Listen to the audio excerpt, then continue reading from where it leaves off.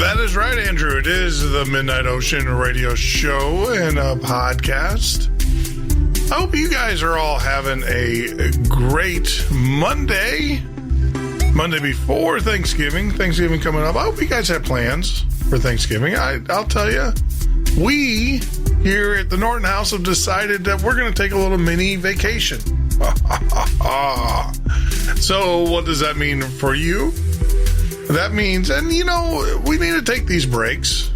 I'll tell you, doing these shows and also getting ready. We're going to be doing some studio changes here over the week of Thanksgiving, adding some new equipment, some new pieces, i.e. phone hybrid. Plus, we're going to be doing some organizational things to get the studio a little bit more user-friendly.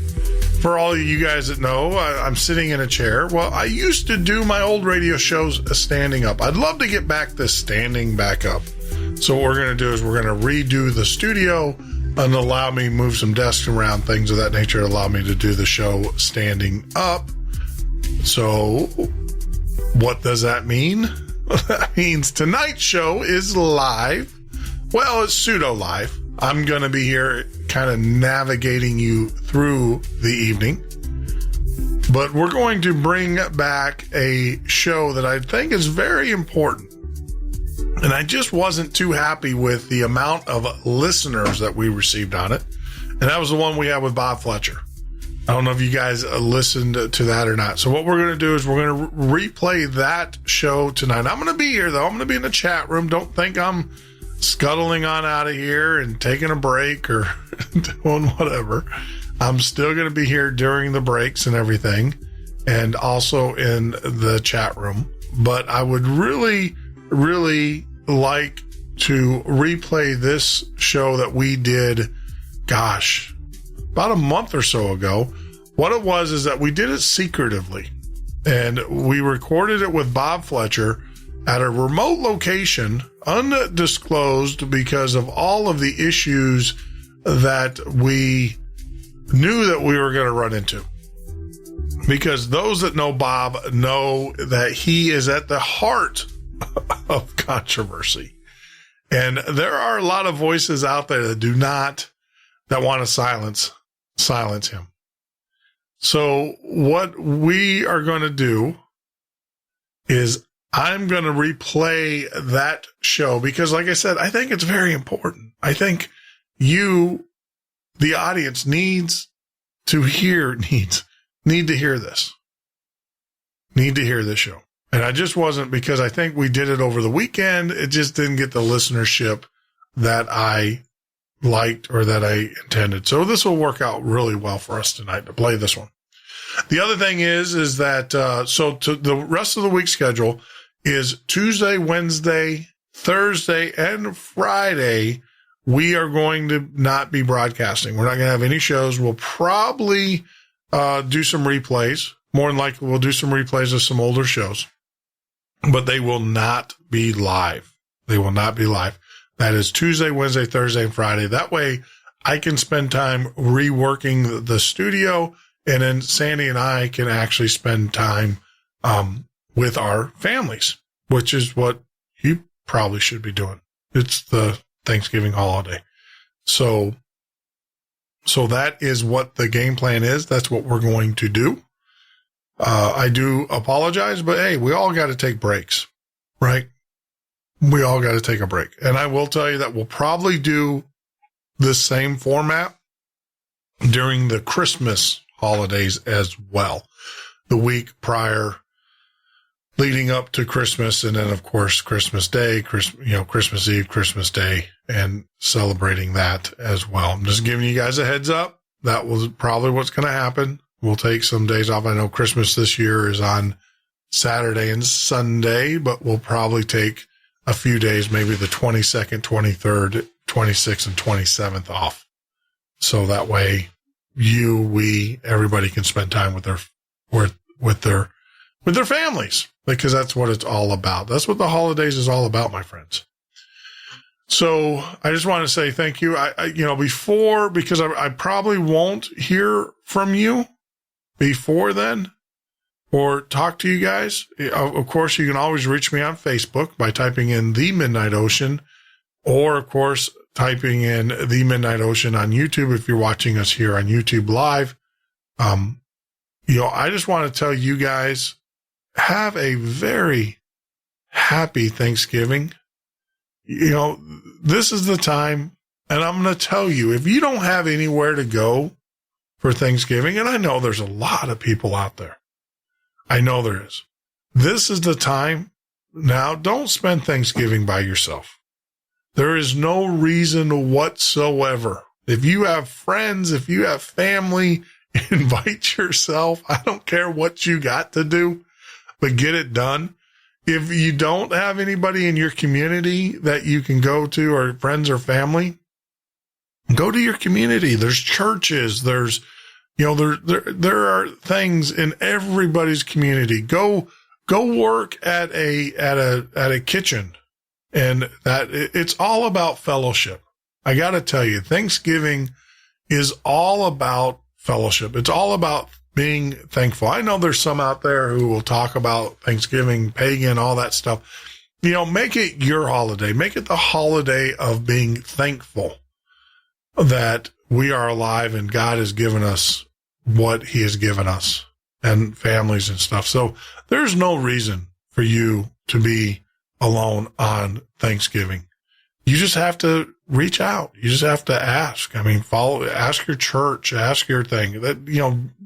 This is the time of all times to be part of your community. Get involved, go work at a kitchen, volunteer, go to a church, wherever, do something. But whatever you do, promise me that you are not going to spend Thanksgiving alone.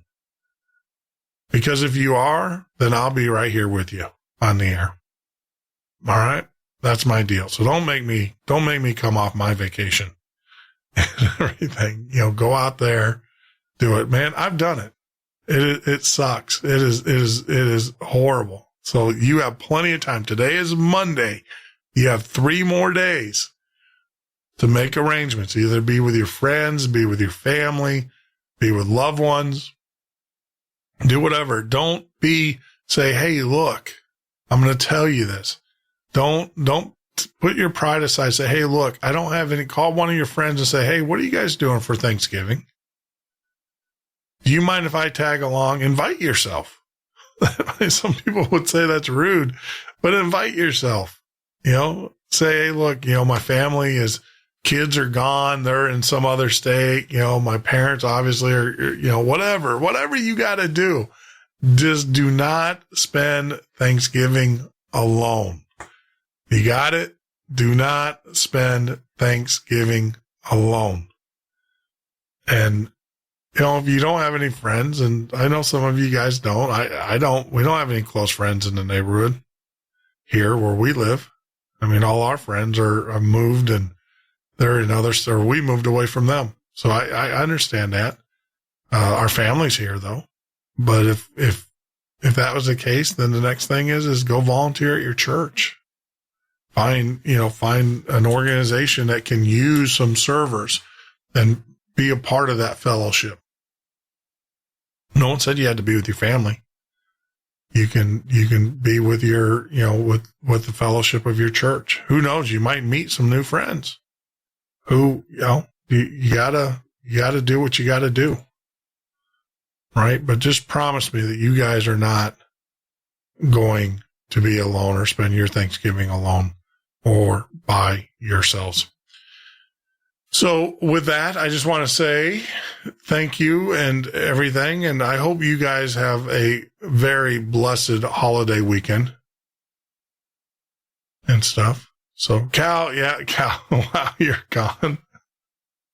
Hey, Damien and stuff. I kind of feel bad. I really do. So this is what we'll do. All right, guys, you guys are going to make me feel bad because I feel like I have an obligation now to do a show. I see you guys in the chat room. So this is what we're going to do. Me, I'm going to fire up the the phone lines. The number is 352-388-3900. 352-388-3900. I'm gonna keep these. Sentinel, you're not supposed to be here. You're supposed to be doing another show, man. I was told you're on another show tonight. So I was going to tell you guys, Cal, welcome. Cal, I haven't seen you before. So Cal, welcome. Sentinel, welcome. Damien, of course, welcome. Debbie, of course, welcome in the chat room. So give me a call, 352-388-3900. If you don't call me, you're listening to Robert Fletcher. Guess not, I'm here. That's funny. So give me a call. Give me a call. Anybody, let me know what you guys are doing for Thanksgiving, there you go, gobble, gobble. Let me know what you guys are going to be doing for the holiday weekend, for the holiday week. Give me a call, 352-388-3900. Love to hear from you. I'll keep the lines going so you guys can call. Now, the good news is, talking about the lines, we are bringing back the hybrid. We will have the hybrid system after the holidays, after Thanksgiving holidays, I should say. So that will be good. That will allow us to take 5 phone calls at the same time, so we can line them up. But here we go. Our first caller, calling for the night. And here we go. Caller, state your first name and where you're calling from. Jeff from North Bend, Washington. Hey, Jeff, how are you? What are you doing? You're supposed to be on another show. Spitfire's out of town, and Lori's doing something, and nobody else picked up the... Lori's down. Yeah, Lori's down in Louisiana, right? She's going to... Something like that. Yeah, she's down. I don't host shows myself, so I just would be a tag along, but no worries. But I'm here. How are you doing, man? How's it going, man? How you doing? Doing good. How's book number 3 coming along?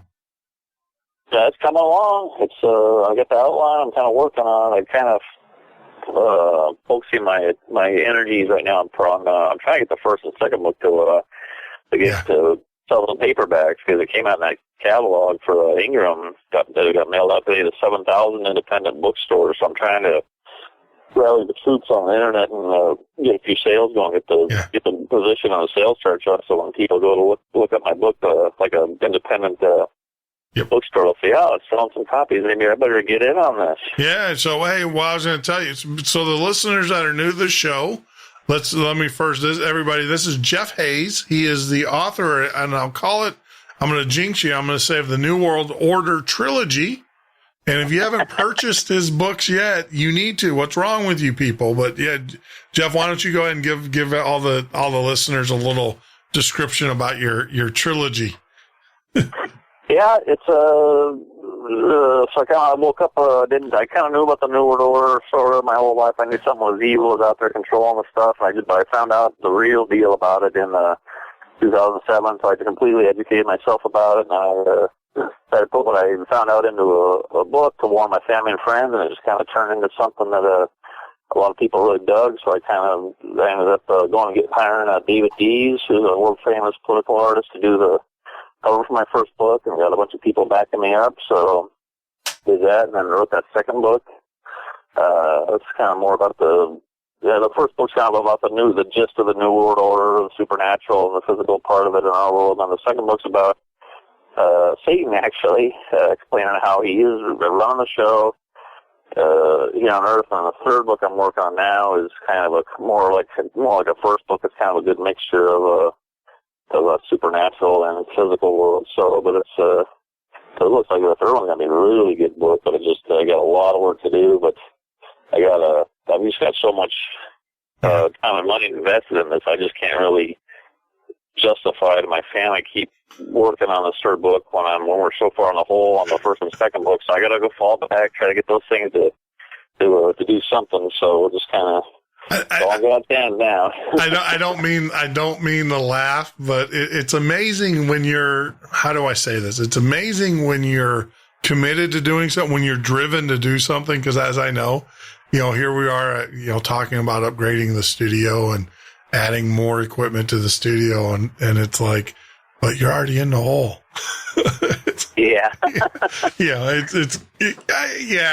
know. It's kind of, I've been there, man, but keep your head, keep fighting the fight, because, that's what Satan wants you to do. That's what the New World Order wants to do. They want to wear you out. They want to wear you down and stuff. And you just got to keep your heads up. And I'll tell everybody out there, if you are not, or if you have not purchased Jeff's books, the New World Order, there's only 2. I joke about the trilogy because Jeff's working on number 3 right now. Hopefully it'll be more than a trilogy. Yeah. It's we'll call it the Rise of the New World Order series we're working on. The series, that's right. Right now. That's right. So if you haven't done that, get out to the Midnight Ocean and type in Jeff Hayes, or just type in Jeff or Hayes, Hays.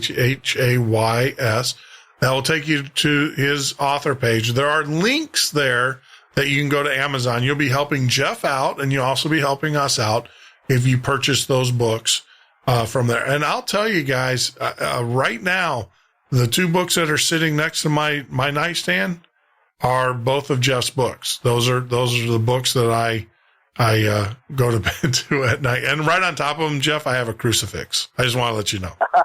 Holding all down. Hold them down so they don't jump off the thing. No, I do. I'll take a picture of it and send it to you, man. But I do. I right on my nightstand, I have, it's crazy. I have both of Jeff's books, and right on top of them is the crucifix. And there's some in the second book, man. There's some things. Since I got you here, Jeff, what do you think? Let's just go ahead and turn it into Lori's show. No, Sure. Lori's show. We had to call Jeff. I had to tell Jeff to get over here. I was just on the phone with him right before this show, and stuff. But what do you think about Trump talking to Kissinger? I don't like it. Yeah. That's where people ask me about Trump. I just say, well, he talks the talk. Is he going to walk the walk? Is he going to be a real deal? But only time will tell. We'll know 2 or 3 months into this if he's really going to try to take down the NWO, or if he's just going to toe the line and get his tickets to Underground City, and they won't kill him, and all this, that, and the other thing. So, but if he really is legit, and he tries to dismantle their program, he won't last very long. He'll totally ice him. Yeah. I just, when I saw him talking to Kissinger, I said, we're done. He is a shill. He's a shill. And there's a part of me that says, give the man a chance, because I understand what he's trying to, there's some things, how do you say this? When you haven't eaten for years, like, you can't just start eating food right away, right? So I understand there might be a little bit of wing. I'm going to give him the benefit of the doubt. But when I saw Kissinger there, I'm like, that man is evil. And I know a lot of people will sit there and say, well, no, he's evil. Go look at he's a war criminal from Vietnam. Yeah, he's wanted in various countries. Yeah. He needs to, people need to research that. I know a lot of people love him, especially the Dems out there. They love him, but I'm telling you, the guy is a criminal. I honestly believe he's a war criminal. Yes, he is. I guarantee it. Yeah. Among other things. Yeah. It's just, and I look, I'm just going to send this out there. I'm going to give this, and I don't know if I get Secret Service on my doorstep or not. I don't know, but I'm going to say this. If Trump goes against what he promised to do, there isn't a place in the world he could hide. There are, I hate to just say that, but it's the truth. If Trump goes now, regardless of what Trump does, I still think he's better than Hillary ever will be. Oh yeah, that's so. Like I'm gonna. That's right. I'm gonna give it that. I'm gonna put it on that base. I'm gonna say that right now. No matter what Trump does, he is better than Hillary. Like, she's ultra evil. He's just a kind of an a-hole. I've always said, and if you go back to the show, I think he wants a seat at the table. The big talk about Thanksgiving, in keeping with the Thanksgiving scene. He wants to sit at the big table with the big boys. And I think that might be what he's doing. And so who knows? Like I said, I'm going to give him, he's our president. He is the president. I'm going to give him the benefit of the doubt. I just don't like the fact that he's sitting down with Henry Kissinger. I really don't. Yeah. I really don't. And he's entertaining Mitt Romney for Secretary of State. He's like the head freaking vampire, man. Yeah. Yeah. I mean, yeah, you got Mitt Romney.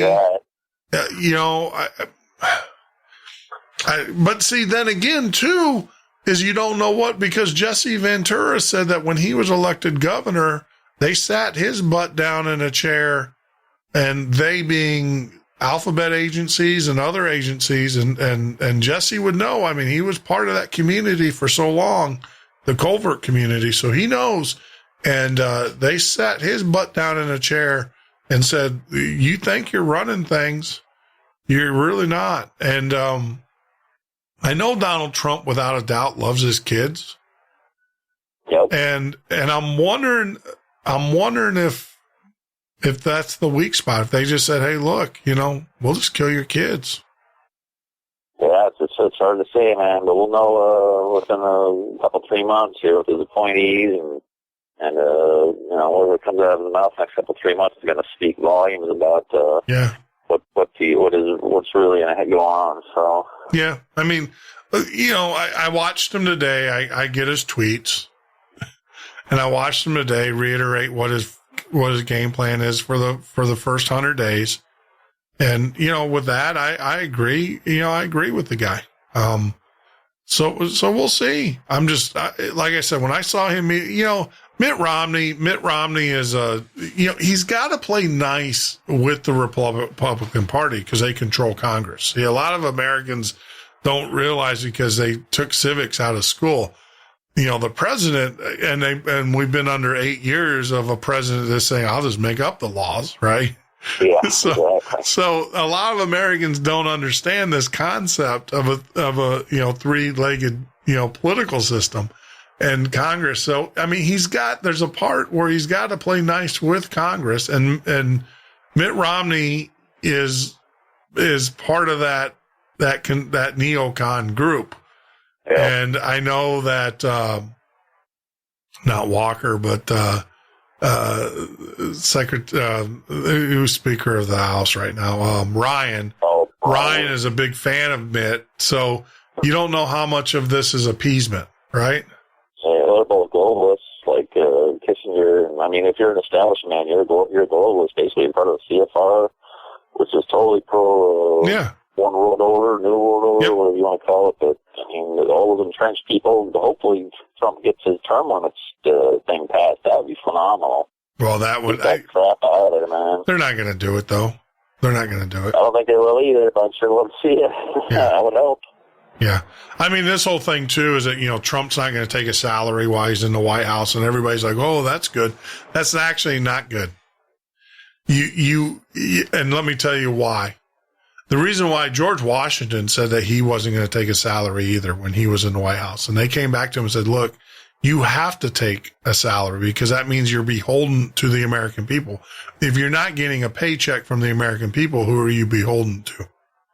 Yeah. And I understand his now what he does when he gets his salary is his own business, right? You can donate, he can donate it to charity or whatever, but for him to say that he's not going to take a salary is kind of, no, that's not the right thing to do. So, yeah. But hey, Jeff, hang in there for a second. Can you wait for a little bit? You got time? Oh yeah. Okay. Hang in there, because we're going to take a quick break. We're going to come back, and I thought I was going to play Bob Fletcher, but as long as you guys want to talk to me, I'll talk to you.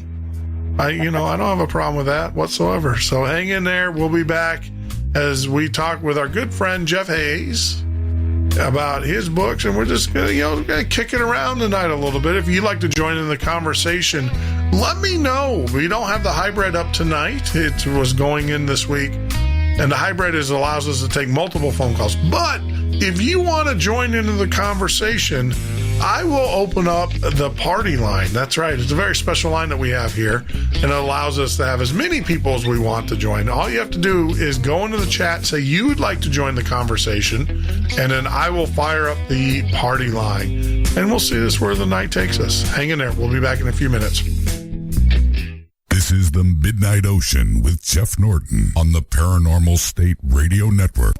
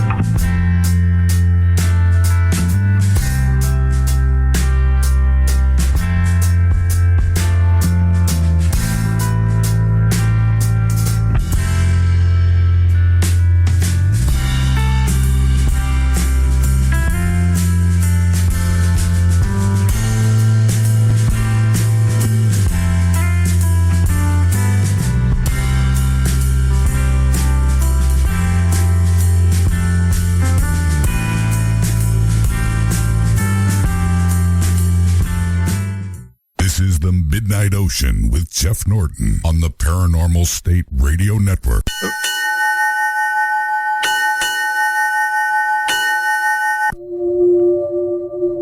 That is right, Andrew. This is the Midnight Ocean Radio Show and a podcast. I am your host. You can join us here every weeknight from 10 o'clock to 2 a.m. Eastern Standard Time. I just saw my little head movement there over in YouTube. It's about a 10-second delay over there.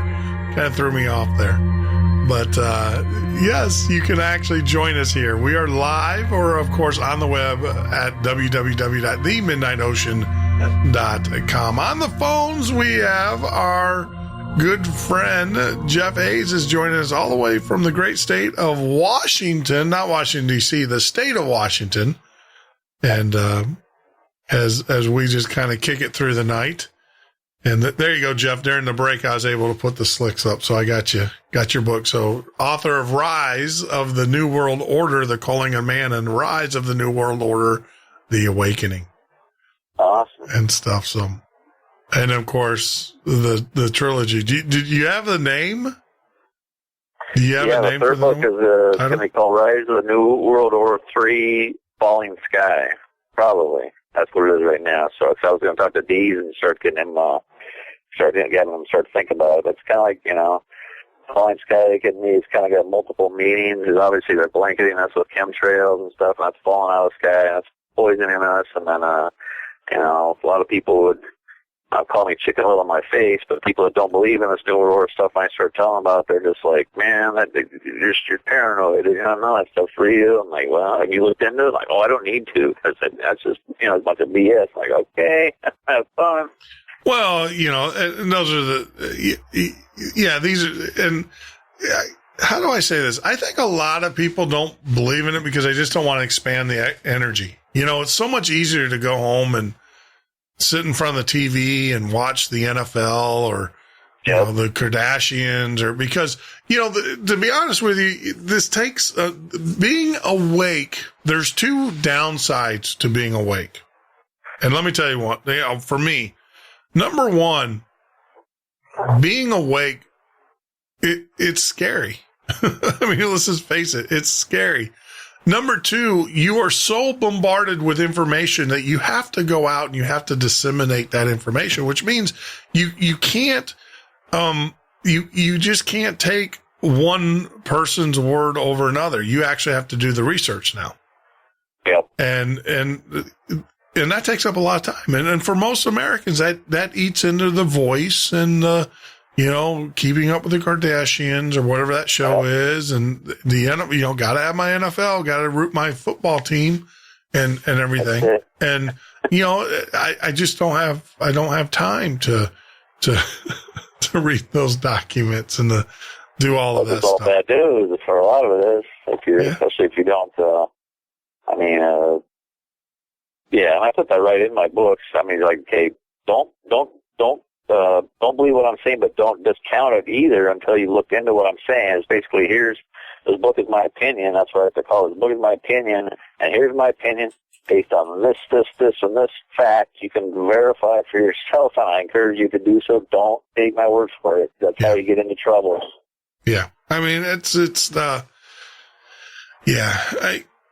sad. I mean, it really, what I find amazing though, or not amazing, what I love about my show or about this show here is that we've awoken a few people already. Oh yeah. And I found people that I never knew were awake.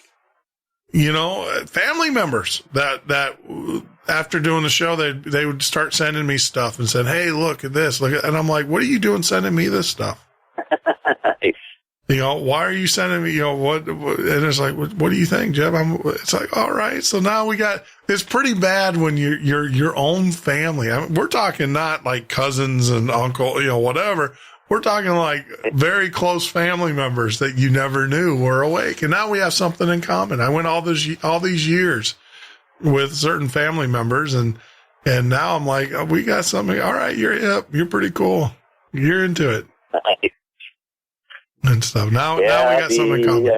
Now we got something to talk about. Credit where credit's due. They've done a masterful job of distracting the masses, of dumbing them down, of letting them think that they have a dog in the fight, the whole thing. And meanwhile, they're really just jerking the carpet right out from under the country while people are just watching all this mindless, non-reality TV. But see, I'm even finding awake people, though, are mindless in some regard. I had to correct someone the other day. They were putting all these postings out there. And look, people, do the research. Don't regurgitate what someone else says. Don't just don't take something that someone else says and regard. But I had a guy out there, the president of the United States is going to enact, what was it? What was his latest one? He was going to do something. He was going to pass a law. The president of the United States was going to pass a law that was going to basically get rid of or give amnesty to all of the illegal. And I'm like, guys, the president of the United States can't just pass a law. He can do edict like he's been doing and stuff, but he can't just pass a law. He's got to go through Congress. The federal judge who is actually over the immigration bill, a lot of people don't realize this, but Obama's administration actually retracted. They had in Texas, there was a federal court judge who upheld the state's rights to keep immigrants from coming into the state of Texas.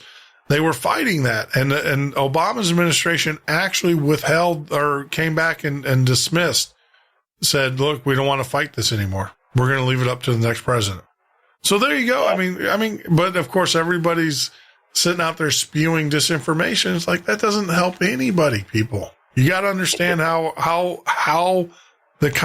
our government works. It is it's your Congress, which is made up of your Senate and your House of Representatives. Senate passes the bill. House of Representatives funds it. The people, they fund it. And if you go back to old history, let me give everybody a civics lesson. Let me give everybody a civics lesson. That the Senate was originally, they represented the state's interest, but they did change the law, right, with the constitutional amendment. But the Senate represents the state. The House represents the will of the people. The House passes the laws. The Senate or the Senate passes law. There we go. I get mixed up. The Senate passes the laws. The House then funds the law. They're the bankers. They keep track. So without House approval, the Senate can pass all the laws they want to. And if they don't, the House can say, we're just not going to fund it. So where are you going to get your money? And then, of course, then the president signs it and it becomes law. And that's when it's a bill. Then when it's signed, it becomes law. That's civics 101. That's very basic civics. And, even if the president, with him doing all of these writs that he's doing, all these executive orders, the House can say, well, we're not going to fund it. You can write all these orders you want to. We're just going to cut your funding. And that's the thing that they should have done with all of these immigration bills. The House should have said, all right, you don't want to, enact the law. No one in Homeland Security is going to get a paycheck next week. I mean, guys, it's that simple. You don't want to do what you're hired to do, then you don't get a paycheck. So you decide what you want to do. And so and yes, he does avoid Congress, but, Washman, they're in the chat room, I'm watching the chat room. I want to stress this. Do you know who started that? All of that avoiding Congress crap? It was the neocons, and it was Cheney and it was Bush. And I remember when they started doing that crap, a lot of people said, it's not this president you got to worry about. It's going to be the next president or the president after that president you got to worry about. So, it's not a party fight with that stuff. They're all guilty. Executive orders, they ought to be taken away. You can't do an executive order. It's not you can't do it. I don't know where the president got the power to do the executive orders to begin with. Okay. So I don't know. Well, I know where he got, they misconstrued the good faith clause. But that doesn't give him the power. But then again, the House of Representatives, the House can come back and say, we're not going to fund it. You can pass all the whatever you want to. Who's going to get a paycheck tomorrow? Because we're not sending out the paychecks. So I don't know. It's all messed up. And hopefully Trump straightens it out. And I don't know. I don't know what's going to happen. Really. They are all guilty. You said that. I believe he's sitting there to start with. Wash is correcting me. Okay, they are all guilty. You said that, not me. Okay. Well, yeah, he does. He does circumvent. He does, but that's because he's allowed to. They allow him to do it. You know. Yeah, well, most of them are all most of them are establishment people, though. Yeah. They just vote with they vote for whoever lobbyists tell them which way to vote. Yeah. Unless you're somebody like Craig Gowdy or somebody. Yeah. I mean, guys, I've had this happen in business where I wrote software for a company that I was partners with, and my partners wanted to do something else with the software, and I just said, well, who's going to turn the software on? You can promise all you want to, but the fact of the matter is that you need me to enable the software because it's all encoded. Yeah. Kind of like Congress, you need me to write the checks. So go ahead, make whatever promises you want to make, because I don't know how the hell you're going to do it, because you can't do it without me. Exactly. And, so that's how Congress works. But yes, they are sold by, and Wash, I agree with you. I actually believe that they're a house of whores. I'm just going to say it. And I'm not talking about, October, Halloween horrors. I'm talking about the ones of ill repute. I know sometimes I get my words, blended together there, and I do that as a play on words. But this one here is the WH one, not the HO. But they are. Oh, yes, sir. What happened? What? Are you okay? Oh yeah, I said hose. Oh, hose. I thought you said, I thought you fell off your chair or something. I was like, are you okay? Do we need to send an ambulance? Where'd Jeff go? Oh, my Lord. But, I hope unfortunately, Jeff, you've been writing for quite a while. I think it's a little bit more deeper than that. I think they are occultists and they are Luciferians. I believe that they, I hate to. WikiLeaks, man. Those guys are terrible people. WikiLeaks? And the WikiLeaks, the Podesta stuff and the ping pong and all that pedo crap. Yep. It was funny because Reddit actually did an article on that, and they were like, it's like, but, pants on fire kind of thing. But at the end of the article, they were like, well, we really don't know. We don't have enough information. But they made it sound like, how do I say this? The headlines were basically that was all false. And then when you read the article at the end, they're like, well, we can't prove or disprove it, but it just doesn't seem right to us. Oh, none of them. I've never seen Podesta refute the charges. I've never seen Hillary refute the charges. Oh. They just ignore it and hope it goes away, kind of like Obama and that Larry Sinclair business. Yeah. Told them, remember all that stuff? Yeah. Well, there's two arguments to that. Is it do you want to argue it or just not give it credence?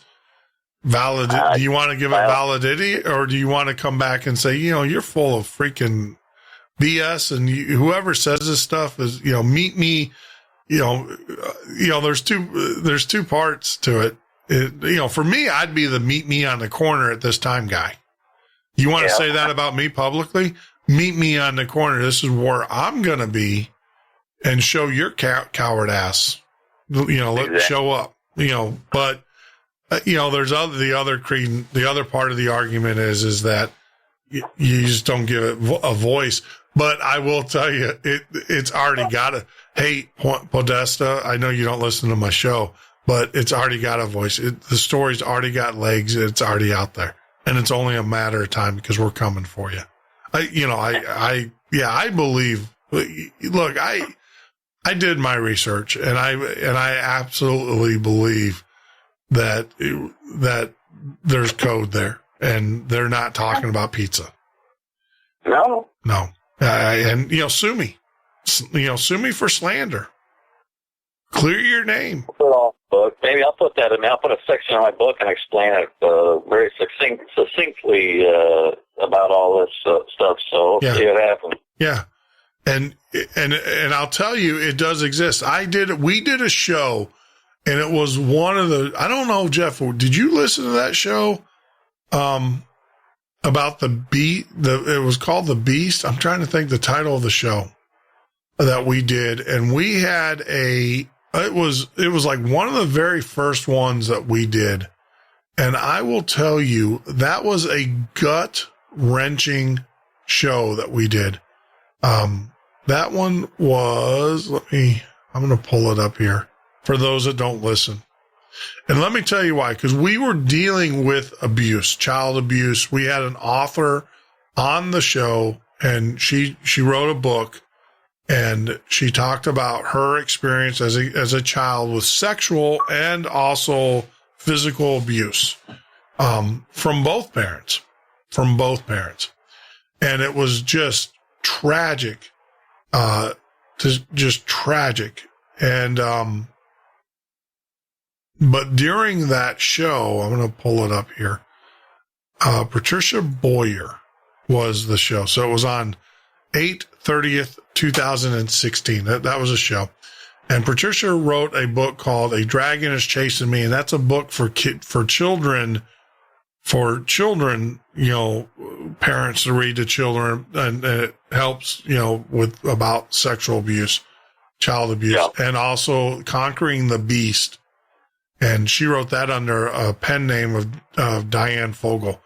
But I will tell you that, guys, if you go listen to the show, it was one of the most traumatic things I've ever done in all the years I've done these shows.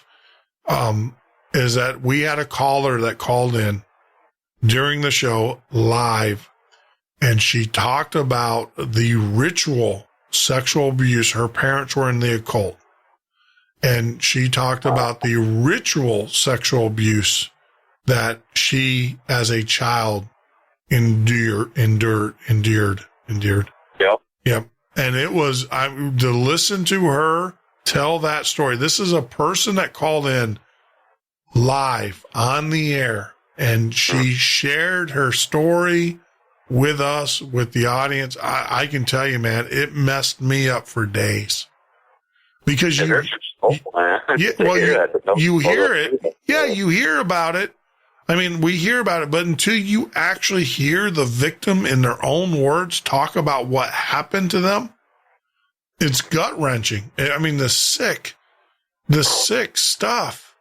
And so for Podesta to even, how do I say, even be anywhere associated with that is just, it's just sick. There's a little bit. He's kidding around about, like, it's not funny. But I mean, yeah.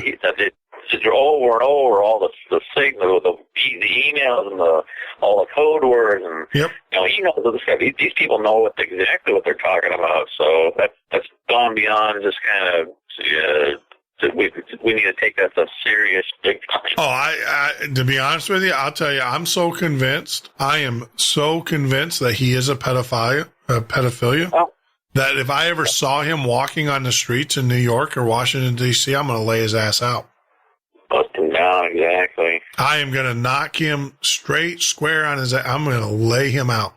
And, sue me. I don't care. Yeah, I mean, that's one of the reasons why,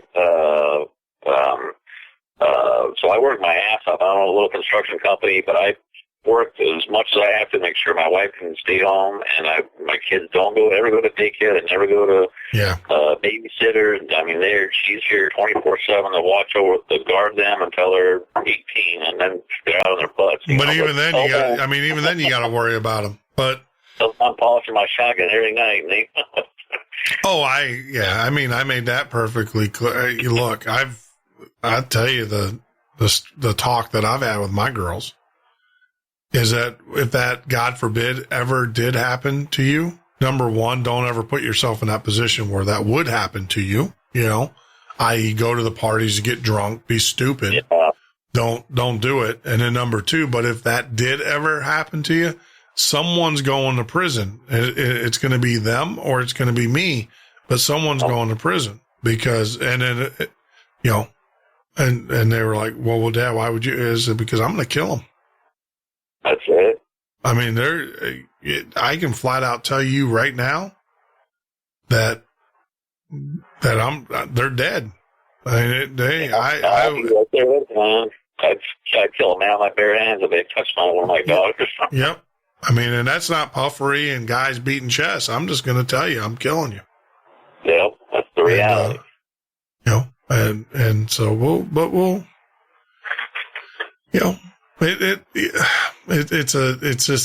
it's a horrible. I can't believe in today's day and age that we're even talking about this, and then we're talking about it by our politicians. And then you got Jeff Epstein and his little Lolita Express. And I know a lot of people don't want to hear this, but they need to hear it. It needs to get out there because it's got to have to stop. That MFer, if he gets on an airplane and goes to his island, that airplane ought to be shot out of the sky. Totally. Hopefully with the Clintons on it, you know what I mean? Yeah.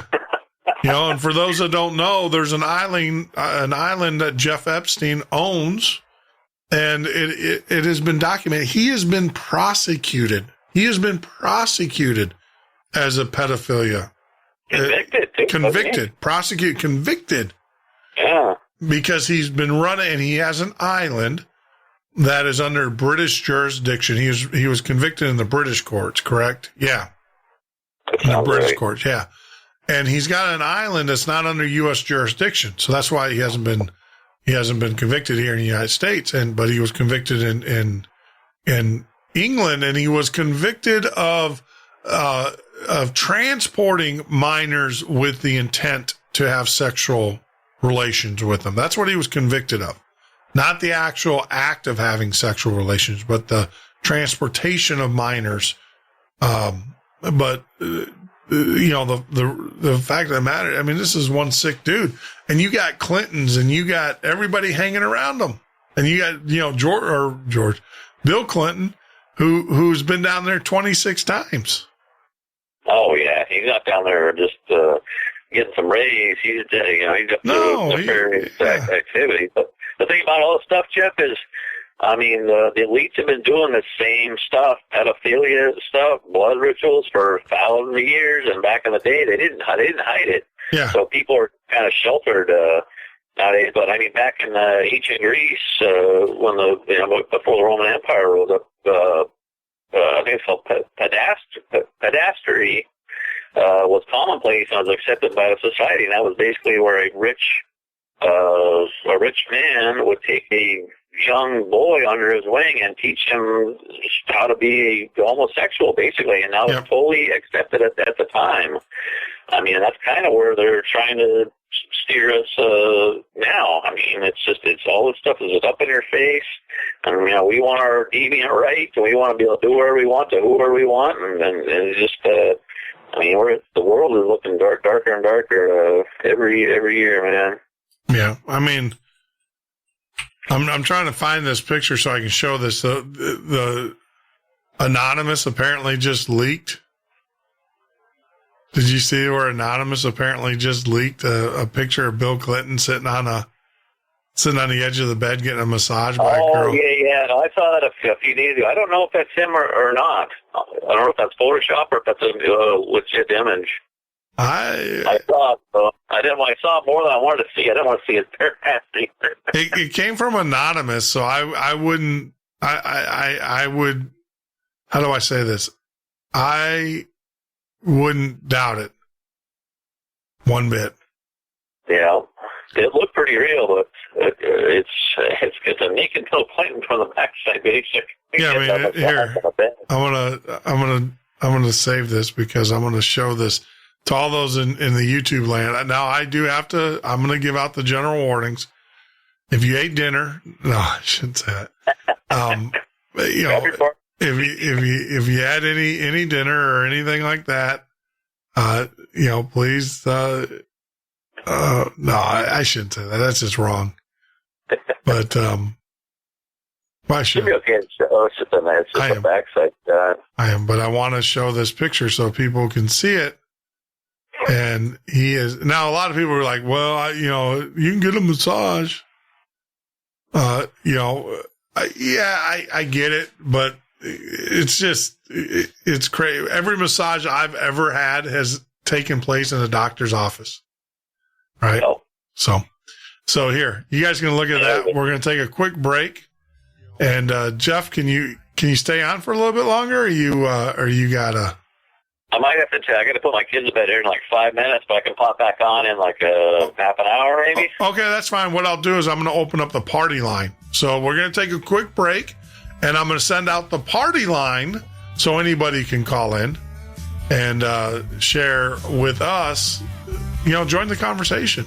But there you go. There's a picture of Bill Clinton. Midnight Ocean with Jeff Norton on the Paranormal State Radio Network.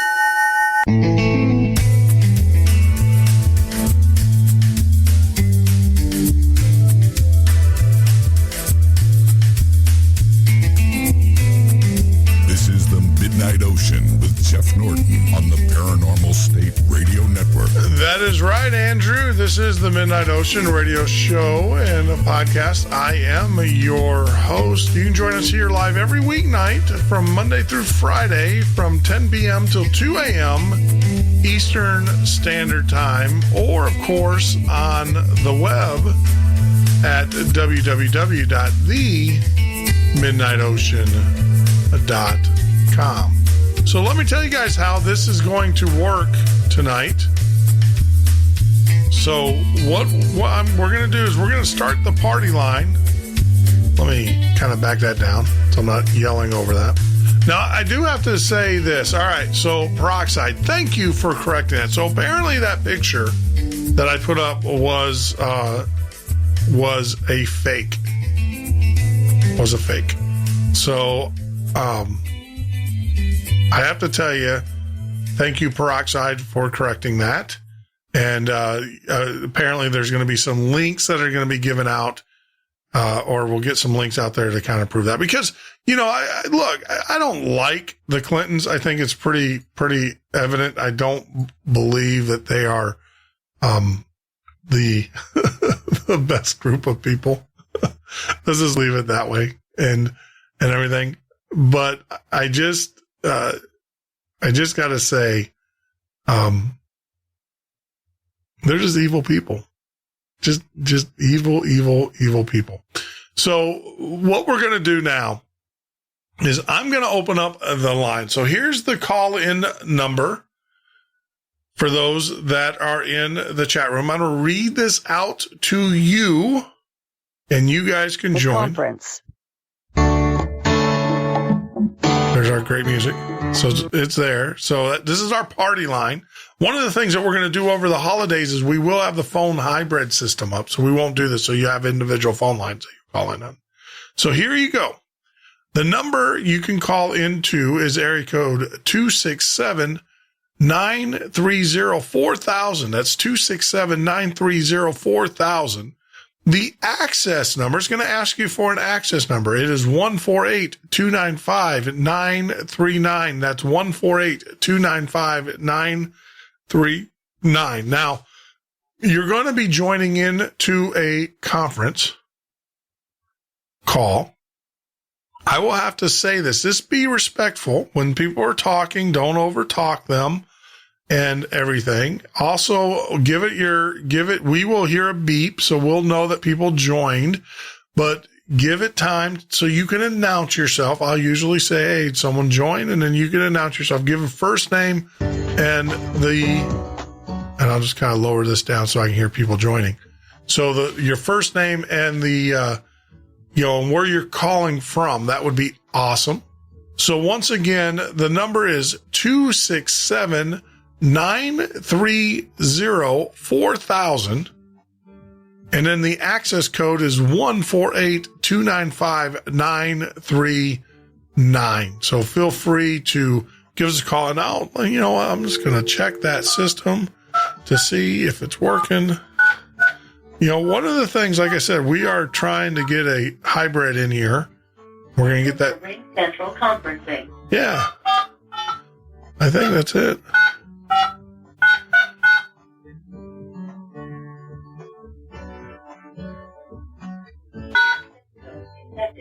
There is one other participant in this conference. Please announce yourself. There you go. So it is working. So yeah, so if you guys would like to call in, I know Jeff, you asked to join. So go ahead and give us a call. Love to hear from you.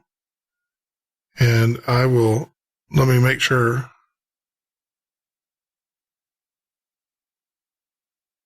So let me shoot this number over to, because we got a few people that want to call in. So the number, once again, is 267-930-4000.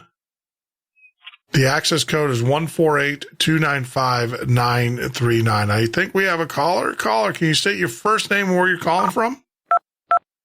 Yeah, it's Jeff. Hey, Jeff. Hey, welcome. I was just going to text you, make sure that you had the number and everything. So So you have some information on this, on what we were talking about with Jeff Hayes? Well, yes, I've been doing a story with it. I've got the Asylum News Network that I'm doing off of Eric's show and off of Lori's. Sure. So I'm glad to be on. Thank you, man. I appreciate it. Before you do anything, though, make sure you tell our listeners your show, how to reach you, when do you guys go on the air, all that stuff. Go ahead and give that information out. Well, we're kind of sporadic right now. Lori's on vacation, and so the show I do shows with Lori Alexander, 3 minutes to midnight. Pop on here with you once in a while. Do Eric Spitfire Wilkinson, the Spitfire and the Sentinel show with Jeff Hayes and Eric and a little bit of everybody. We've got a few different people to do it. And I'm starting a new show called the Asylum News Network. The Asylum News. And you'll be in the rubber room hanging out with me. And we're just trying to just break up all of the lies that are out there and tell some real stories and tell the truth, you know. The lies and disinformation, as Alex Jones, Alex Jones would say in Infowars. And so, and I heard Debbie. I think I can play it straight off of Alex. That's right. So I heard Debbie joined. So Debbie's joining us from Seattle as well. Welcome, Debbie, to the show. Thank you, Jeff. And stuff. And so we got Jeff and Debbie. And I know Jeff Hayes said he had to put his children to bed, so that's fine. And so Jeff, what do you got? I mean, what information do you have? Now, I put that picture up there of President Bill Clinton, and Peroxide said that they think it's a fake. And so, okay, I will apologize, but I still think he's a dirty scoundrel. So. Well, yeah, there's so much information on this that's actually floating, and yeah, there could be some fakes out there and everything. It's not about the fakes. It's about the stuff that's actually going on in our government and our society under our noses. And these people are just above the law in so many different angles. And people just don't care. They don't want to look into it. Yeah. But when you start talking about kids, they just don't bring enough to the table to talk about this. Everybody says, well, you can't prove it. You can't this or that. Well, okay, maybe you can. Maybe you just don't want to hear it. Yeah. And that's what you run into with this. You start talking to people that go, and I heard what you were saying. I was listening to the show and I heard what you were saying about the person calling in and explaining to what had happened in their life and how disturbing it was and how it messed you up for days. And you think about, after they raided Podesta's computer, they picked up 83 children.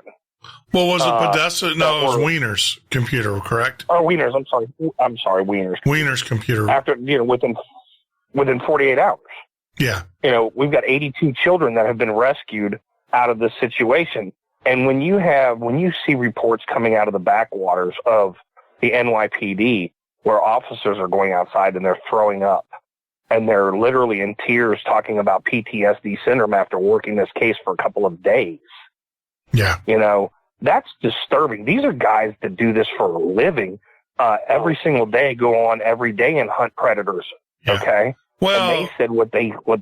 Yeah, but I will tell you, it doesn't matter how much you do this type of work, because I know people that are in it. It messes with you. It really, you don't ever expect to see that.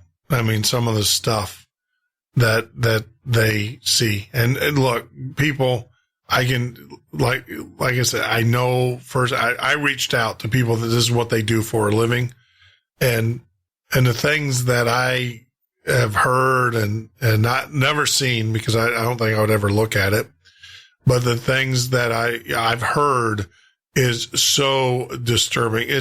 You got to understand, these are monsters. These people are not only sexually, taking advantage of these children, but they are mutilating them. They are doing other, and that is the part that makes you just get sick. Oh, like I said, I'll flat out tell you, if I ever saw Podesta in public, I'm laying the guy out. I'm beating his ass. I don't have a problem. I don't have a problem. I am. I'm going to just beat his ass, and then he can sue me, and then we'll go to court over this. And then let popular opinion, say, well, why'd you beat him? Why'd you beat his? Well, he's a pedophile. No, he's not. Okay. Yeah. Well, let me prove you that he is. And here it is. And then finally get him on the record. Finally get him on the record. And if he can sit in front of actually have it in a court of law. Yeah, get it in a court of law. And if he can sit there and he can convince a jury or he can convince me that I was wrong, I will do day for day. I don't have a problem with that. I actually like I like your reverse Perry Mason idea. That's a great idea. Yeah. Really. I mean, you have to get it into a court of law one way or another. What else than get it into a court of law under his own admission? That's pretty awesome. Well, let me, you're going to have to answer to yourself. Actually, let me tell you how that worked, how that all came about. Microsoft, they were suing a company for, the Hyperphone. Remember Hyperphone? When you had the old Microsoft Windows, the telephone. So that company actually wrote it, and they wrote the Hyperterm. They wrote the software. Microsoft actually stole it from them. So what Hyperterm did is they released a standalone version of the Hyperterminal, and Microsoft said, well, we're going to sue you. And so Hyperterm's like, yeah, go ahead, sue us. So they got the court. This is actually a great court case. And so they got to the court and everything. And so they said, all right, Microsoft, prove that Hyperterminal is your software. Open up the source code to Windows. This is Windows 98, 95 Windows 95. They said, open up the source code, show the source code, because when you copyright source code, you rake it. So what it does is it shows some of the code, but not all the code. And then what happens is that when you go to court, they match up. That's how you get patents. That's how you get your patents. It's called raking. And so Microsoft said, well, wait a minute. We don't want to open up our source code. And Hyperterm said, well, then if you don't open up your source code, you don't have a case, because you got to prove that this is yours. And our code is you got to prove that our code and your code are exactly the same or not exactly the same, that we stole it from you or you stole it from us. If you stole it from us, it's going to be exactly the same. And so Microsoft came back and said, hey, Hyperterm, how about if we write you a check for $100 million and you go away? Hyperterm said, okay. So yeah, that's the way it worked. Yeah, I'll lay your ass out, Podesta. And then and then when they asked me, my defense is because you were a pedophile, you were looking at, you're a pedophile. And then you're going to have to, then I have a right to defend my action. Of course, they're going to try to block it and say, well, that one doesn't have anything to do with the other. And I'm going to say the root cause of why you got laid out is because you're a pedophile. That's what needs to happen. America, you got to start thinking smarter than the rest of the average bear, boo-boo, as they would say. I mean, I would agree with you. It's like jury nullification. I'll flat out tell you. And I'm glad Hillary Clinton did not get elected, because I'd hate to enact that one, standing on the court steps.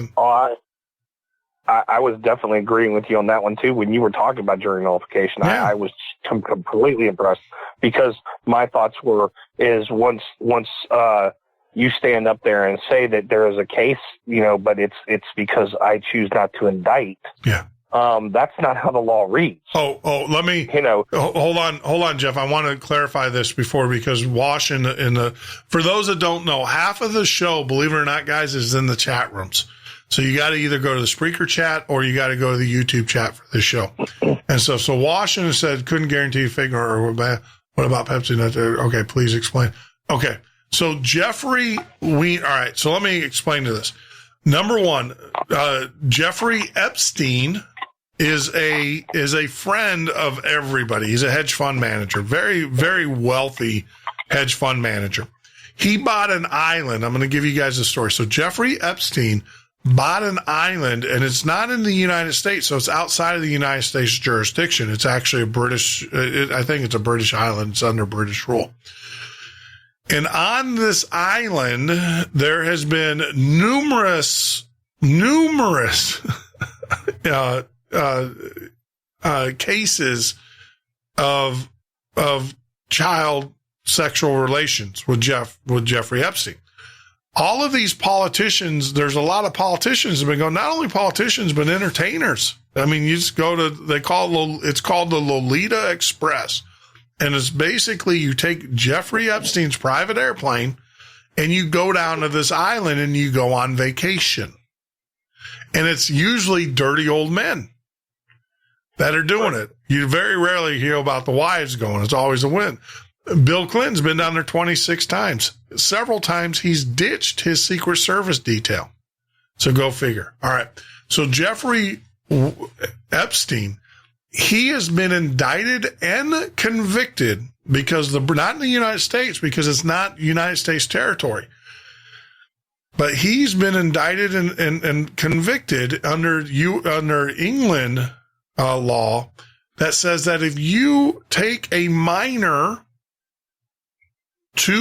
out of the country with the intent to have sex with them, that is they didn't indict him on the sex part yet because they couldn't prove it. No one was there, right? It's all he had sex.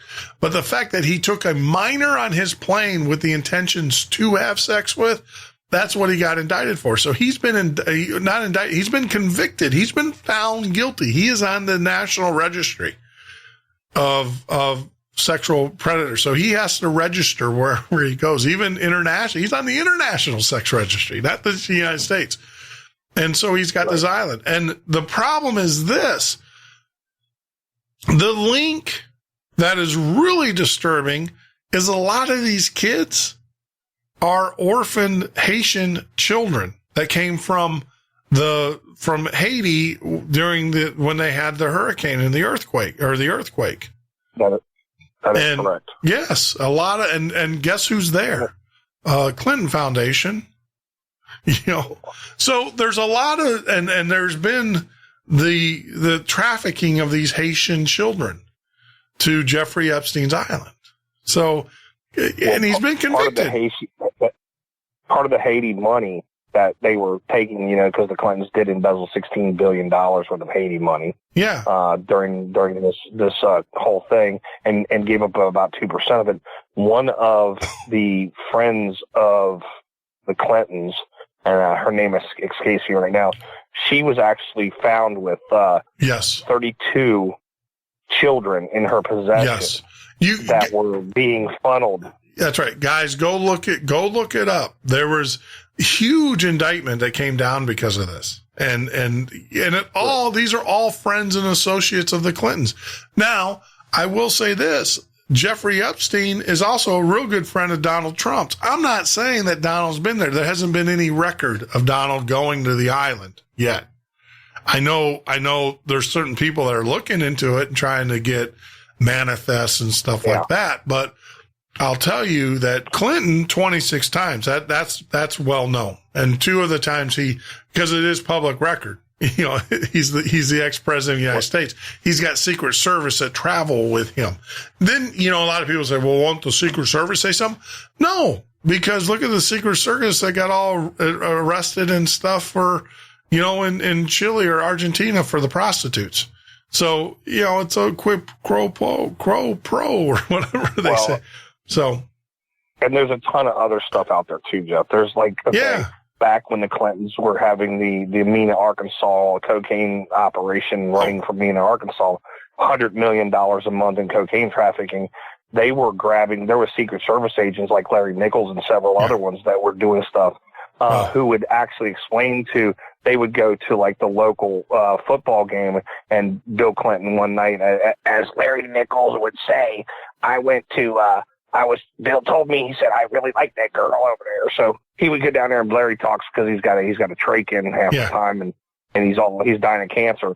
He said they went to a high school football game in Arkansas. He saw this cheerleader that he really wanted. And so he had them procure her, have her taken to the doctor, put on birth control, check for everything. And then he started, having his way with her at 14. And kept her like that in a private setting for a long time. And then later on ended up she was hooked on cocaine. And just basically, it came out as an unravelment. And there are hundreds of pictures of them together. Yeah, well, I just literally. And those are on the internet? You actually have pictures of that? Yeah, there's pictures of them floating around all over the place. There's pictures of him with his arm around her at parties, hanging out. There's pictures, and you can see the pictures are not like pictures you just hang out with. She's still alive? Very young I'm girl, surprised she's still alive. Yeah, actually she was a few years ago, she was still alive. She was actually in Soho, acting as a prostitute. Oh. And then, of course, you have Bill Clinton's illegitimate son that's come out. Yeah, and, but see, I don't, hold on though, but all right, so I heard about his son, right, and the prostitute saying that. Now, they did do a test, and a genetic test with him, and it did come, and they said that I saw that, and, the only conclusive test is, yes, you got to do DNA test. You have to. Right. But there are markers, and they're saying there's no way that he is the son of Bill Clinton. I've seen, I don't know, man. genetic. Well, when you see it. I'm just telling you that they did do a test, and the genetic markers, they expect to see certain things there, even though they don't have the father, but the fact that the father's Caucasian, stuff like that. So, and now that doesn't mean though that they didn't switch out the blood. They didn't do, I'm not saying, that there wasn't no hanky-panky. You're talking about the Clintons here, who are at the very top of clandestine activity. I mean, these people know, they learn from the best. It's called the Bush family. But the thing is that, so I don't know. Yeah. Until they need to do a genetic, and, that can be solved very quickly. Monica Lewinsky has Bill Clinton's DNA still on the dress. She still owns the dress. Well, there's a cigar somewhere too with her name on. Yeah, but that's her DNA. But the thing is that she still has the dress, and she could do that to, if she really wanted to. But once again, she's still alive too. So that's it. But I did want to address someone in the chat room. Wash was saying the 82 children. All right. So that's Jeffrey Epstein, who got indicted. Great friend of the Clintons, still good friends of the Clintons. They still chum around, right? Whatever. Mm-hmm. And then, Anthony Weiner, who we all know is Huma Abedin's, estranged husband. I don't know if they got divorced yet or not. Estranged husband who has Captain Rick or whatever he calls himself, has a problem sexting underage girls. First he got in trouble for sexting a page or just another, outside of marriage stuff. It was over age. The last case is the girl that he was sexting is actually underage. So that prompted a New York City Police Department's investigation, because you're dealing with minors. They got his laptop. No sooner they got his laptop, there was a raid on several safe houses. I use the word safe house very loosely here. These were houses where they kidnapped kids and they kept them enslaved as sex slaves. But the day after they raided, they got the subpoena for Anthony Weiner's laptop. They issued warrants and search warrants, and they saved 82 children that were in these sex slaves. So there's a lot of coincidence. So you got, and by the way, Anthony Weiner and Epstein and all those guys are all buddies. They're all part of the same flock. They all hang around the same boys club. And, and so that's, and one of the things that happens, if you remember, Maddie McCann came up missing. And that's where Podesta's face came up in Interpol. Yep. But one of the things is Anthony Weiner was there during this whole entire operation. So the thoughts that we're having is that Weiner flew in, probably hanging out, doing some blow with the Podestas, enjoying his vacation, because they're all known to enjoy that. And they're hanging out. And Maddie McCann, parents were at a dinner right next to the room, to about 200 feet away from the room, and she came up missing. Yeah, and they have eyewitnesses that said that they saw a guy carrying away the girl. But the funniest part about it is they only mentioned the one guy. The next thing, the thing that starts popping into all of it is that Podesta's brother Yes. was involved there too, and they both matched the description completely. Yep. As we're going to go to break, hang on there, Jeff. We'll come back from our break and stuff. As I have the picture of the Madeleine McCain, the picture of that poor sweet child, and then those are the renderings of the witness renderings, and the bottom one, of course, you got Anthony Weiner, and then at the top there, top right, you got in the center right, that's Podesta. John Podesta, then you got Matt Podesta, which is his brother, which is on the left-hand side and upper left. So you tell me. You tell me. This is the Midnight Ocean with Jeff Norton on the Paranormal State Radio Network.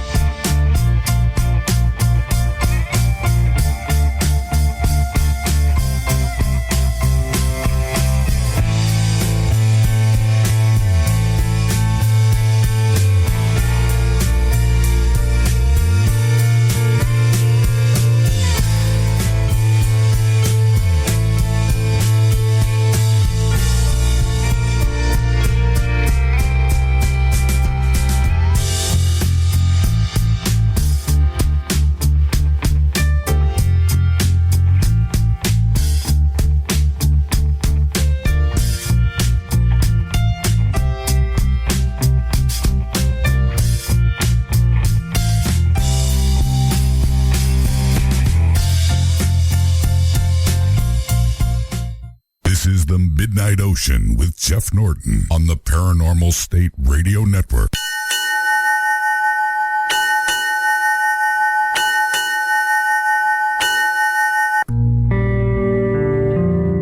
That is right, Andrew. This is the Midnight Ocean Radio Show and a podcast. I am your host, Jeff Norton. You can join me here live every weeknight from 10 p.m. to 2 a.m. Eastern Standard Time, or on the web at www.themidnightocean.com. Follow us on Facebook, of course, Twitter. All you have to do is go in the search bar, type in The Midnight Ocean. Now, I will tell you this. I was going to go on a break, but you guys sucked me in. It's all right, though, because I am here for you. I want to give a voice, like we always said about this show. This show likes to bring non-mainstream ideas to the mainstream. And, you know, this is one thing that I am going to beat into the ground. And this whole Podesta every chance I get, I am going to shout on mountain high about this, because this is some sick stuff that just needs to be dealt with. And I prefer a bullet in the head for some of these guys. But I'll tell you, it is very sick. So right before we went on break, we had actually, prior to break, Jeff, once again, some of the people in the YouTube chat are asking, what is the name of your show? How do they listen to it? My show is the Asylum News Network, and we don't have a set time yet. We're going to try and be on a couple of days out of the week. That's because you're in a crazy house. You just kind of make it up as you go. Yeah, right. Well, we always say this is where the inmates run the asylum. So that's right. But you can get it on YouTube, right? Yes, you can get it on YouTube. My name is Jeff Lehman, Lehman, and me and Lori helped me put the show together. Eric helped me get into this a few years back, and I was on Spitfire and the Sentinels, and we've been doing, just a little bit of everything, kind of round robin. I was the roving reporter bringing in stories, and I brought Wolfgang to the table. I was one of the first ones to get Wolfgang to do an interview, and me and Eric broke that. And Wolfgang held big with Sandy Hook. So we try and dig deep into the rabbit hole, and sometimes you get down into these holes. And when I saw this Madeline McCann deal, and it tore me apart. It was like what you said, and I want to tell you, thank you so much for putting this stuff out there for us, because these kids don't have a voice. Yeah, they don't. They don't. And what just pisses me off is the fact that this ought to be on every news anchor's top story every night. Every night. These young, what I don't these young understand children. The thing that hurts me the most, it's because it's Podesta and his brother. Like, if you had international Interpol photographs of you floating around, and somebody said, "Hey, that's that guy I know." Here you go. And you said it one time. It's over with. It's over with. I know. Here you go. So this is how deep that rabbit hole goes. And I have to say, forget, Rush Limbaugh saying he's got the smartest audience in the world. We have the smartest audience, because we were sitting here, and sure enough, we're talking about Haiti and the child ring and all that. So here is the document fully. I have to say this is fully documented, fully vetted, fully, everything is there. And this actually came from Harvard, HRJ, and it's called Owing Laura Silsby. She is the one that got caught running the Haitian traffic ring. And let me shame how a Haitian child trafficking scheme embodies the Western disregard for the integrity of poor families. This is the article. Now, let me tell you how this all came. Well, obviously, back in 2010, there was a horrific earthquake in Haiti that happened, correct? I mean, everybody. So there was a lot of orphaned children there and stuff that, of course, the Clinton Foundation rushed in there. The Clinton Foundation can't step foot in Haiti. They would get they would get chopped up. I swear to God, if you walked into Haiti right now and said, "I'm with the Clinton Foundation," they would hatchet you to death. That's how much they despise and don't take my word. Go out there to YouTube, but read what they'll tell you what they'll do. So let me give you the backstory. In January 2010, I'm just going to read a few of these excerpts. In January 2010, an earthquake in Haiti left hundreds of thousands of people dead, injuring and displacing and over 500,000 homeless. 3 weeks after the earthquake, Haitian authorities arrested a group of Idaho missionaries for attempting to cross the border into the Dominican Republic with 33 children without papers or proper authorization. The missionaries claimed they had good intentions to set up an orphanage, but investigations showed that none of the children were orphans and that the missionaries may have been attempting to smuggle the children out of Haiti to be adopted internationally. Right. Despite evidence of association with the children traffickers, the Haitian justice system, prodded in part by President Bill Clinton, diplomatic efforts on behalf of the missionaries, determined that none of the missionaries were guilty of illegal activities except the leader, Laura Silsby, who faces a lesser charge of organizing illegal travel. There you go. So you have 33 children who are being shoveled across the Dominican Republic border. They get caught. Thank God, got caught before they can go. Yeah. They come back and say, well, these are orphan children. And the children. And then come to find out, it's like, no, these children were kidnapped. These weren't orphan children. These children were kidnapped from their families. And guess the white knight who comes in and saves the organization? President Clinton. Go figure. Yeah. Come on. Who in their right freaking mind? Mind?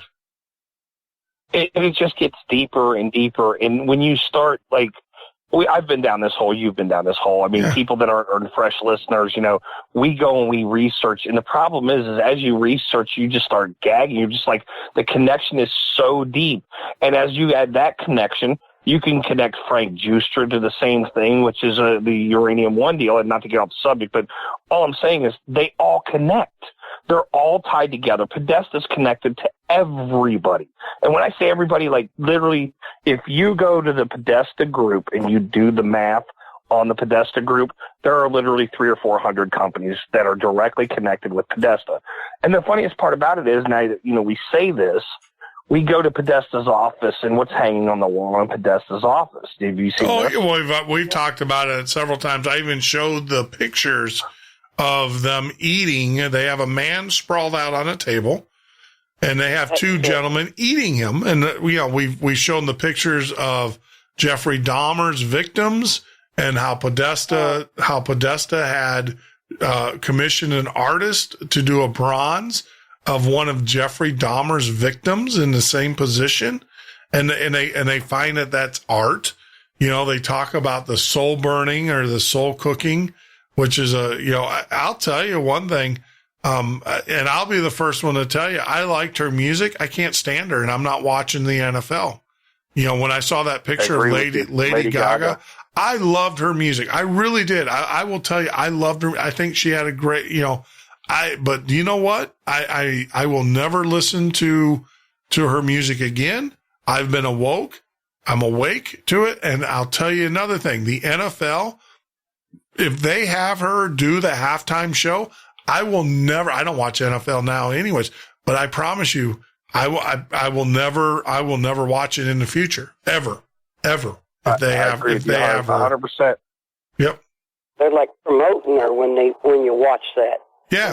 Oh, they are. Well, Lord knows what she's going to come out in. What evil outfit, what deity is she going to be doing a satanic ritual to? People don't understand. They do this soul cooking. So you guys understand, but it was only chocolate. Who cares what it is? It's what it represents. The fact that you are doing soul cooking and the chocolate's supposed to represent menstrual blood mixed with urine, mixed with all this stuff. Who cares what and it's not a Halloween gag. This is something that this artist or this Luciferian occultist artist in New York City, she puts on every week, and she invites these guests, and it's the highbrow guests. It's, it's funny. It's the highbrow guests that go. And it's crazy. And they say, well, it's art. And the occult, if you read the occult manuals on this stuff, says if it's done in public, it is considered a form of art. If it's done in private, it is actually a ceremony. And Podesta was invested in the ceremonies. Yeah, and even if you listen to the terms that they use, the wording that they use is exactly what you said.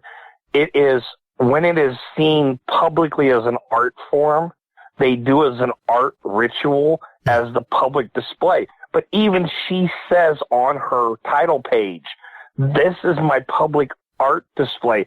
Private sessions consist of other things. Yes. Yes.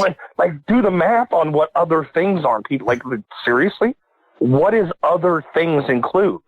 Real bodies and real parts and real blood. Yeah, I mean, I've already talked about it on this show on multiple occasions. We got 14,000 missing Americans every day in this country. Every day, over 900 of those are children. 14,000. So you tell me, where are these people going? Where are they going? Yeah. You don't ever hear of them coming back. You don't ever hear of them coming back from some foreign country or whatever. No, these people are being either sacrificed, they're being sold as sex slaves. That's just in the United States. Go to these other countries where they don't even know who you are. For most part, most of these kids, if you could go to China and hear crying babies in the woods. I'm told, I've never been there in that regard, but I'm told that's happened. So, but it's just, so worldwide, if we got 1,400 in the United States, 1,400 people disappear every day, poof, gone, never to show up ever again. I always thought it was the aliens taking them. To be honest with you, I'm just going to tell you the nature of the show. And so I was going to say the aliens are taking them aboard a spacecraft. So I don't think so. I think the Luciferians are taking them and sacrificing them. Because the lizards too. Yeah, the lizards. Yeah, the reptilians. And because the 3 million babies that we murder every year in this country isn't enough. But and it's funny that you say something about that. One of the things that's been brought up just recently is called I'm sure you know about this, but the vitamin cocktail drip that is now being sold at $200 a run, or $200,000 a run. What is it? And it's called the vitamin cocktail. Okay, these people in some of the emails, they call them a vitamin cocktail drip. And what they do is they get a doctor to go and procure aborted fetuses' stem cell and blood. Yeah. And then they set it through a platelet burner. What they do is they set it into a descaling machine that takes out the red blood count, the red blood cell count, and then it turns it into a pure white and takes away all the hormone DNA. But what it gives you almost like the fountain of youth. Yeah. And so like Hillary Clinton and these other ones are paying $200,000 a cocktail now, and they need fetuses that are right there at the verge of birth, like within the last 2 to 3 weeks of birth. It's supposed to be, you're not allowed to have an abortion. Well, they're now authorizing late-term abortions. And so what they do is they promote late-term abortions so they can buy the blood and the brainstem after it's aborted from the Planned Parenthood. That's what a lot of this stuff that people didn't catch on to, part of that whole Planned Parenthood selling of parts was selling the brainstem cell and the blood that was deplateleted. And what they use it for is George Soros and these other ones, they inject it into them like a cocktail along with a whole bunch of vitamins and minerals to give them the edge of life so they can get another 6 or 8 months tacked onto their sentence. They can be here longer. And so this is what Planned Parenthood was being pushed to do and being used for federal funding. You can grant Planned Parenthood hundreds of millions of dollars so that they can then turn around and the elite can set up their doctors and start purchasing this cocktail that they're building out of aborted fetuses. And the sick part about it is the body releases I'm trying to remember the name, EBT4, EBT4. I don't remember the serum's name right off the top of my head. But there is a chemical that the body releases in the middle of pregnancy, at the beginning of pregnancy, in the middle of pregnancy, and right before it's dropped. And right before the baby's born, about a week and a half before, it starts really pumping high amounts of this growth hormone in the blood. And so if you drain a baby and you use this, you can use this as a huge gain to reduce wrinkles, to heal yourself, to fix diseases, to bring back things. I mean, they can literally use this, and it's scientifically proven. You can go look it all up. And so this is something that they're looking for and in high demand for. So this is what our elite are doing. And so when you say this is where we come into. We're coming to the fact that we kill our babies to make the people in power live longer and have more control over us. It's disgusting. And our whole society is being broken down into, mindless people that let the other people that think they have a mind control everything. Yeah. Well, it's funny. They call that gold. Well, yeah. They're actually using the liquid gold as another one that they're doing, and that actually goes back to the Anunnaki and stuff. But yeah, From what I read, after they grind it all up and everything, they call the cocktail white gold. White gold. Well, they're actually the Daily, as you were talking, the Daily Mail investigation, the toxic truth about the $450,000 vitamin jab. And I won't tell you who they basically all of the big celebrities use it. And, that kind of explains things. How can, I've been sick and I've been dehydrated and everything. How, remember when Hillary Clinton passed out at the 9/11 ceremony? And then 2 hours later, she reemerged and she was she definitely got a go shot there. There's no doubt about it. She got a vitamin. At the car when she almost buckled, he had a syringe or something in his hand, and he worked her with it. Well, that was the EpiPen. That was the helper for her seizures. She has mild seizures, like loud noise. If you want, this is really bad, but if you're ever around Hillary Clinton, make a really loud noise, and you'll see her eyes. Yeah, it's a seizure. It's an auditory response seizure that happens to her, and that's what happened that one time where there's a bang. You can watch her, and he jumped up there. And he's calming her down. He's like, calm down. He's pulling her back because she's starting to seize. And so, she has some serious medical issues. I mean, there's definitely some serious medical issues there. Yeah, if you saw her after she comes out, after all this stuff is over and she comes out to give her speech, she looks like the Crypt Keeper. Well, then you have that. And then, apparently she was tearing stuff up like she's been known to do in the past. I mean, a lot of people didn't report on it, but I know that not Fox, but when she did that interview with, who's the daytime guy from the Today Show, where he asked her the question about the emails. So apparently that was all supposed to be and we know this now because the emails, all of the questions that were supposed to be asked of her were all pre-approved in email form. Well, when he asked her the question about the email, which was not a pre-approved, when she got off stage with Matt Lauer, that's it.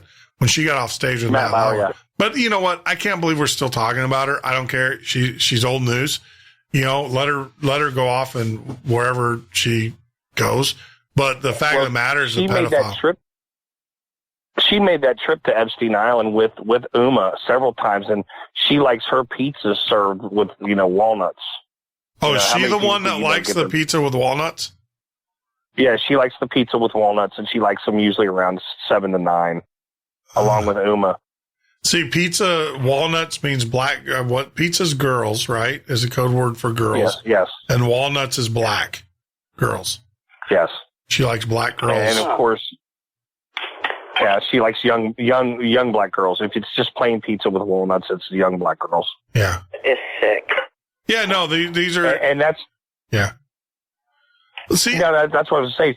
Explain the code terms because it's pretty disturbing until you really can't understand how you could spend $65,000 on a pizza party until you understand what's being delivered on the menu. Yeah. Well, I mean, I've been in, I wouldn't say that.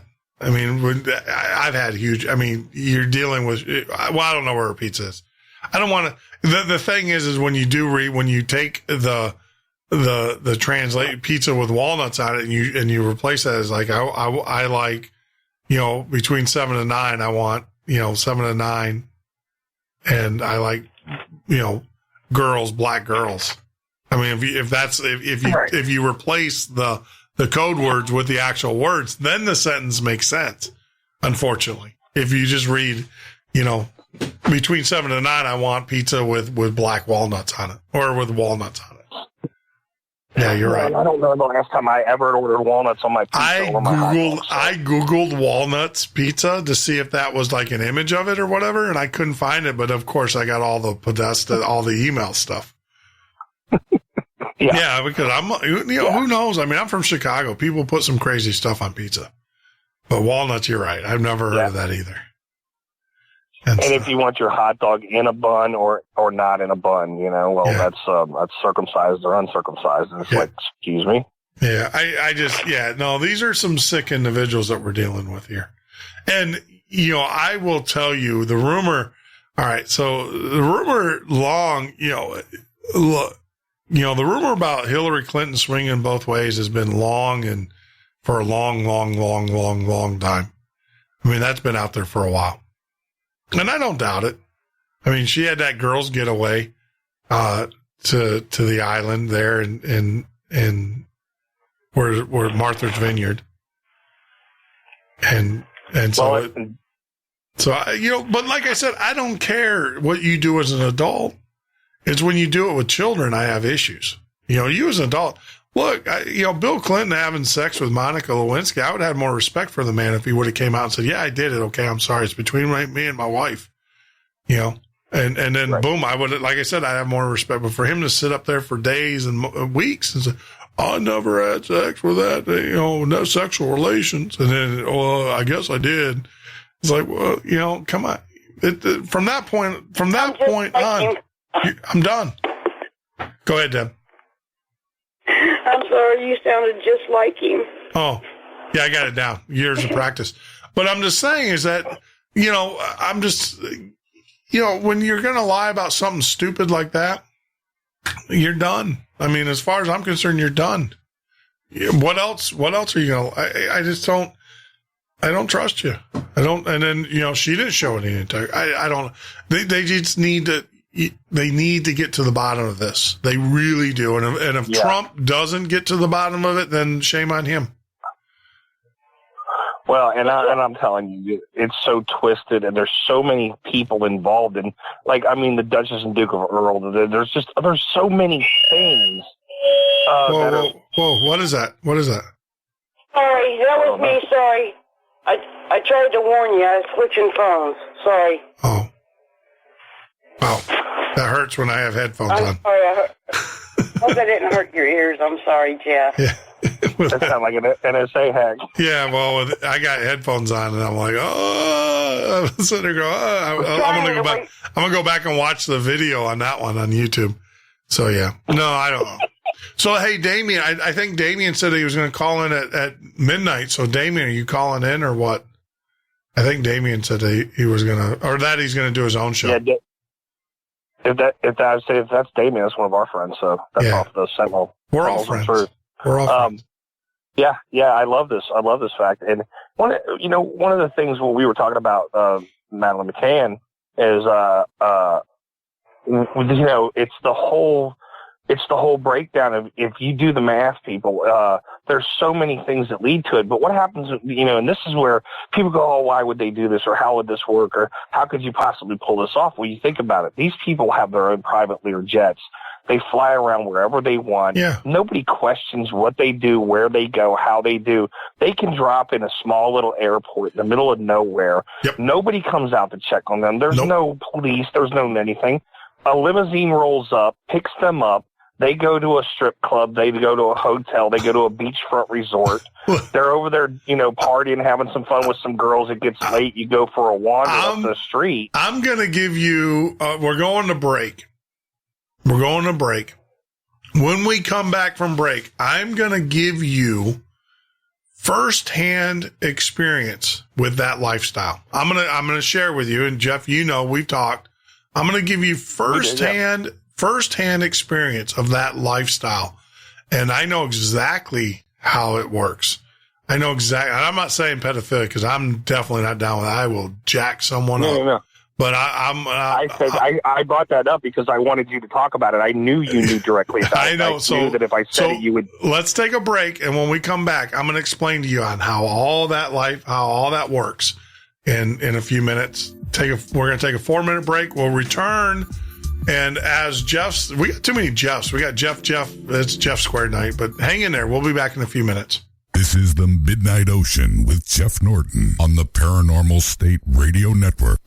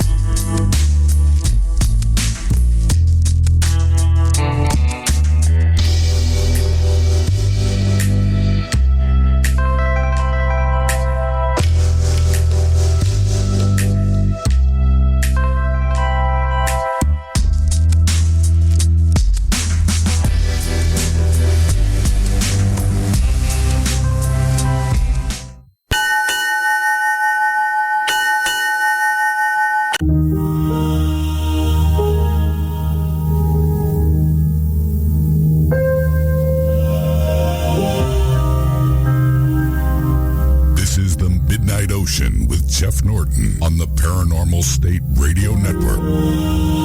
That is right, Andrew. This is the Midnight Ocean Radio Show and podcast. I am your host, Jeff Norton. You can join me live here every weeknight from 10 p.m. till 2 a.m. Eastern Standard Time, or on the web at www.themidnightocean.com. We also be found on all the social media sites. All you have to do is go in their search bar and type in The Midnight Ocean. We should be the first ones to pop up. And if we're not, let me know, because I will go out and shoot my SEO guy or gal. I don't know who does it.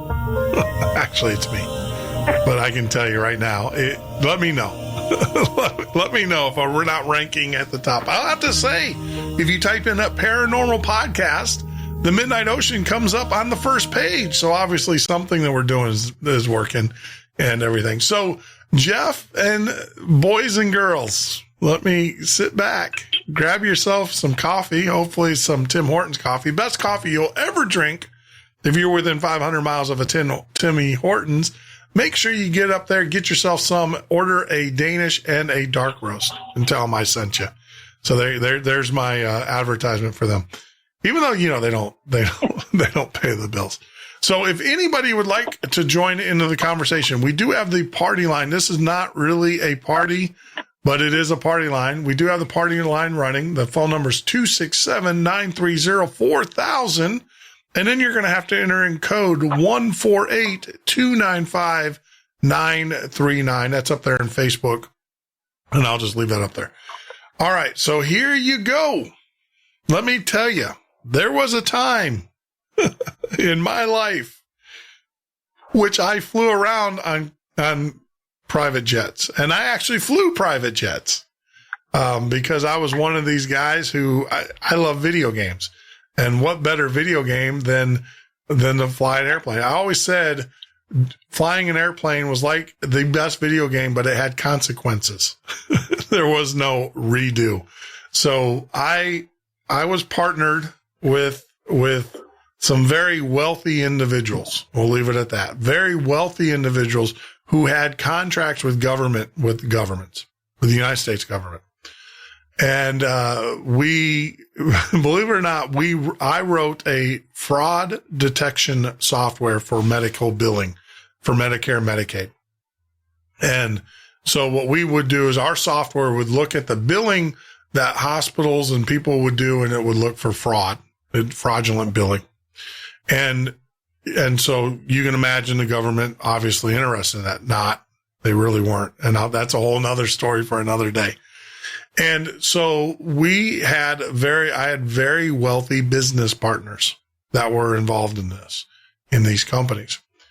And one of the things were, one of the partners had a house on Fisher Island here outside of Miami. If you guys don't know, Fisher Island is an exclusive island. The membership fees alone, just to be a member. Now, this doesn't include, you want to talk about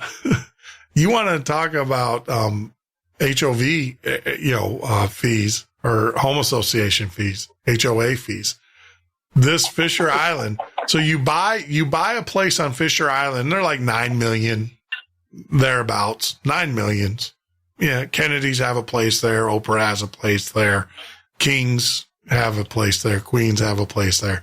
It's a house or a condo on Fisher Island will cost you 9 million. You can look it up. I mean, it's crazy. Your association fees, your annual dues to be a member, you have to be a member as well, is well over $100,000 a year.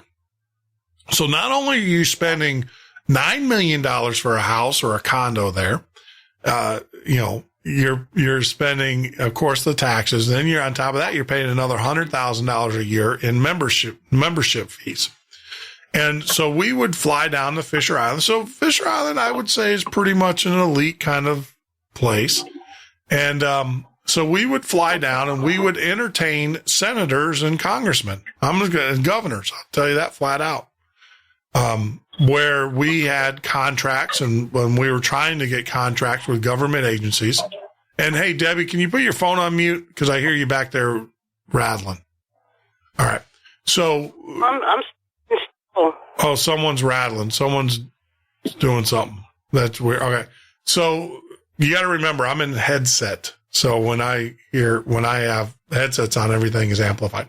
So we would travel down to Fisher Island, and it was an exclusive island, and it was to entertain politicians, basically to get them to buy our product, because we would, interface with their Medicaid, their state system, and we would look for fraud. And the way our system worked is we would get a percentage we wouldn't charge the taxpayers a dime for our system.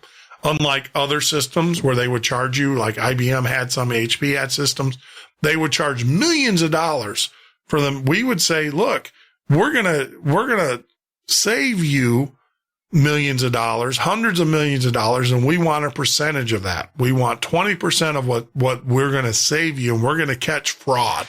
We're going to catch fraudulent billing in your system, and we're going to take a percentage of that. So we did that model. We thought it was the best economic model possible. We thought that's, who else? I mean, what government agency wouldn't bite on that? We can save, we estimated that there was in, state of California alone, we estimated there was over $200 million a year in fraudulent Medicare, Medicaid billing. In the state of Florida, it was well over $150 million a year in Medicaid, Medicare, billing. So we went in, we would entertain. And I will tell you, we would fly down on private jets. We would fly politicians in on private jets. We would meet at Fisher Island. We would have dinner. We would have a nice thing. And I've always noticed that, and this is when I was single, I was a little upset with my business partner, to be honest with you, because I was single at this time. Young man, sitting on Fisher Island, hanging out with the wealthiest of the wealthy. And we would, and there was always 2 or 3 really good looking girls. Always while we were down there. They weren't there for our business partners. They weren't, it was part of the deal. They were there for the senators. They were there for the congressmen. They were there for the politicians. And I remember one time someone complained, one of the, because you do have legitimate families, wealthy families that live there, high, we were I was lowbrow to these people, and they had highbrow, and they were offended by the fact that these girls, rightfully so, here they are, they're there with their family. Now, granted, they're a little snobby for my taste, but they were, there, and they would see these girls, and someone complained. I'll just tell you, get to that. So I remember like the I don't want to say maitre d', but the main guy for the island came over and said, hey, look, these girls can't stay here after after they have to leave. The last ferry leaves at 11 o'clock to go back, because it is an island. You got to get in a ferry to get to it. The last ferry's at 11 o'clock. The girls have to be on the ferry because they can't stay overnight because they're not members and they're not, and stuff. And so I sat there and I watched a membership application. Now, remember, I said it was $100,000 to become a member. I sat there and I watched a membership application get filled out. 3 other members of the island signed it because that's all it took. They voted on making this girl a member of the island, and a check was written. I don't know what the amount of the check was. I'll be honest with you. But I do know that the membership dues are were $100,000. That's what my business partner told me at the time. I don't know what the check, if they bought like a full year, whatever. But I do know so that this girl could stay on the island overnight. We had politicians there, could stay on the island. A check was written and a membership due was filled out. Now, there was no criminality there because these are adults, right? Adults do what adults do. And to be honest with you, I was a little pissed off. I was young. I was single. I was a guy, right? And these girls were good look. These were good looking girls. Now looking back at it, I'm glad it didn't work out because that's something I'd have to, repent for whatever after the fact. But I will tell you, I saw it firsthand. I've seen it firsthand. I saw these governments. I learned how the government works as well, because like I said, we realized that going into these systems for the see, we were motivated to find fraud, right? Our motivation was to find fraud because we got a percentage of this fraud. When we signed a contract with these state agencies, and after we discovered how much fraud, when we hooked our systems in and we discovered how much fraud we uncovered, the state agency said, we can't have this system running in our state. We literally had those conversations with a couple states that we had contracts with. And we actually filed a QTAM against the state of Florida, which at that time Jeb Bush was the governor of. And this is all breaking news. I mean, I've offered this to the FBI and they didn't even care. Jeb Bush was the governor. We signed a contract with the state of Florida. We uncovered massive amounts of home care fraud, massive amounts of home health care fraud. They then dishonored the contract, said we can't go forward with this project, even though we already had the system up and running. We filed a QTAM, which basically is a whistleblower thing. We went to the Department of Justice in Washington, D.C. Well, of course, who was the president? George Bush. The Department of Justice said they can't prosecute the case. They were told to stay away from it. And that was when I said, I'm not. And then I have some really good friends in Chicago, And I use this sign. And for people that from Chicago know what that means, really good family friends who said, Jeff, if you don't want to, end up swimming somewhere dead, you better off just get out of the business altogether. And I did. I got out of the business because we uncovered just a tremendous amount of fraud. Every state we went into, we found tremendous amounts of fraud. And, but the problem is that all that fraud, all the people that were doing the fraudulent stuff were all connected politically as well. Right. And so, so here our system was, so where we screwed up is we should have said, well, we're going to charge you $20 million. You do with it as you want. But see, we were motivated to uncover the fraud. And so we were going to report all the fraud that we saw because that's how we got paid by the amount of fraud. And of course we couldn't pick and we weren't going to pick and choose. We were going to take it all. And then come to find out, the politicians were on the take from these healthcare companies. So, yeah, it's, my mom was down in Florida doing that. My mom was doing, in-home health care for elderly. Yeah. She was getting older and she just wanted to be able to go around, and she had friends that were, in these paid healthcare programs where they send a nurse over and you're getting old and you can't really do a lot. Yeah. So you have somebody come in, and I mean, they're absolutely just, and then the sad part about it is my mom being older and wanting to help, but still wanting to make a few dollars, trying to make a living, trying to subsidize her income, started doing it. And it's so corrupt what she dealt with there. Then she came back to Ohio just recently, just in the last few months. And it's worse here. Yeah, it's worse. It's worse in Ohio than it was in Florida. I can tell you, we've uncovered. I can tell you, we uncovered so much, especially in home health care. So much fraud. I ended up selling my port. I got out because my friends, I developed really good friends with really powerful people in Chicago. I just, did. And one of the things I learned very early on is, you shoot people straight. And I was sat down by my good friends and they said, look, be honest with people. And so shoot people straight. And I did, I shot people straight. And from that is probably the reason why I'm still here talking to you, because I don't have any bone. But, it was funny because I can tell you, I've thrown out there to different agencies within the federal government, said, hey, look, call me. I can tell you who we met with, what we did, and everything, because they never, my phone never rang once.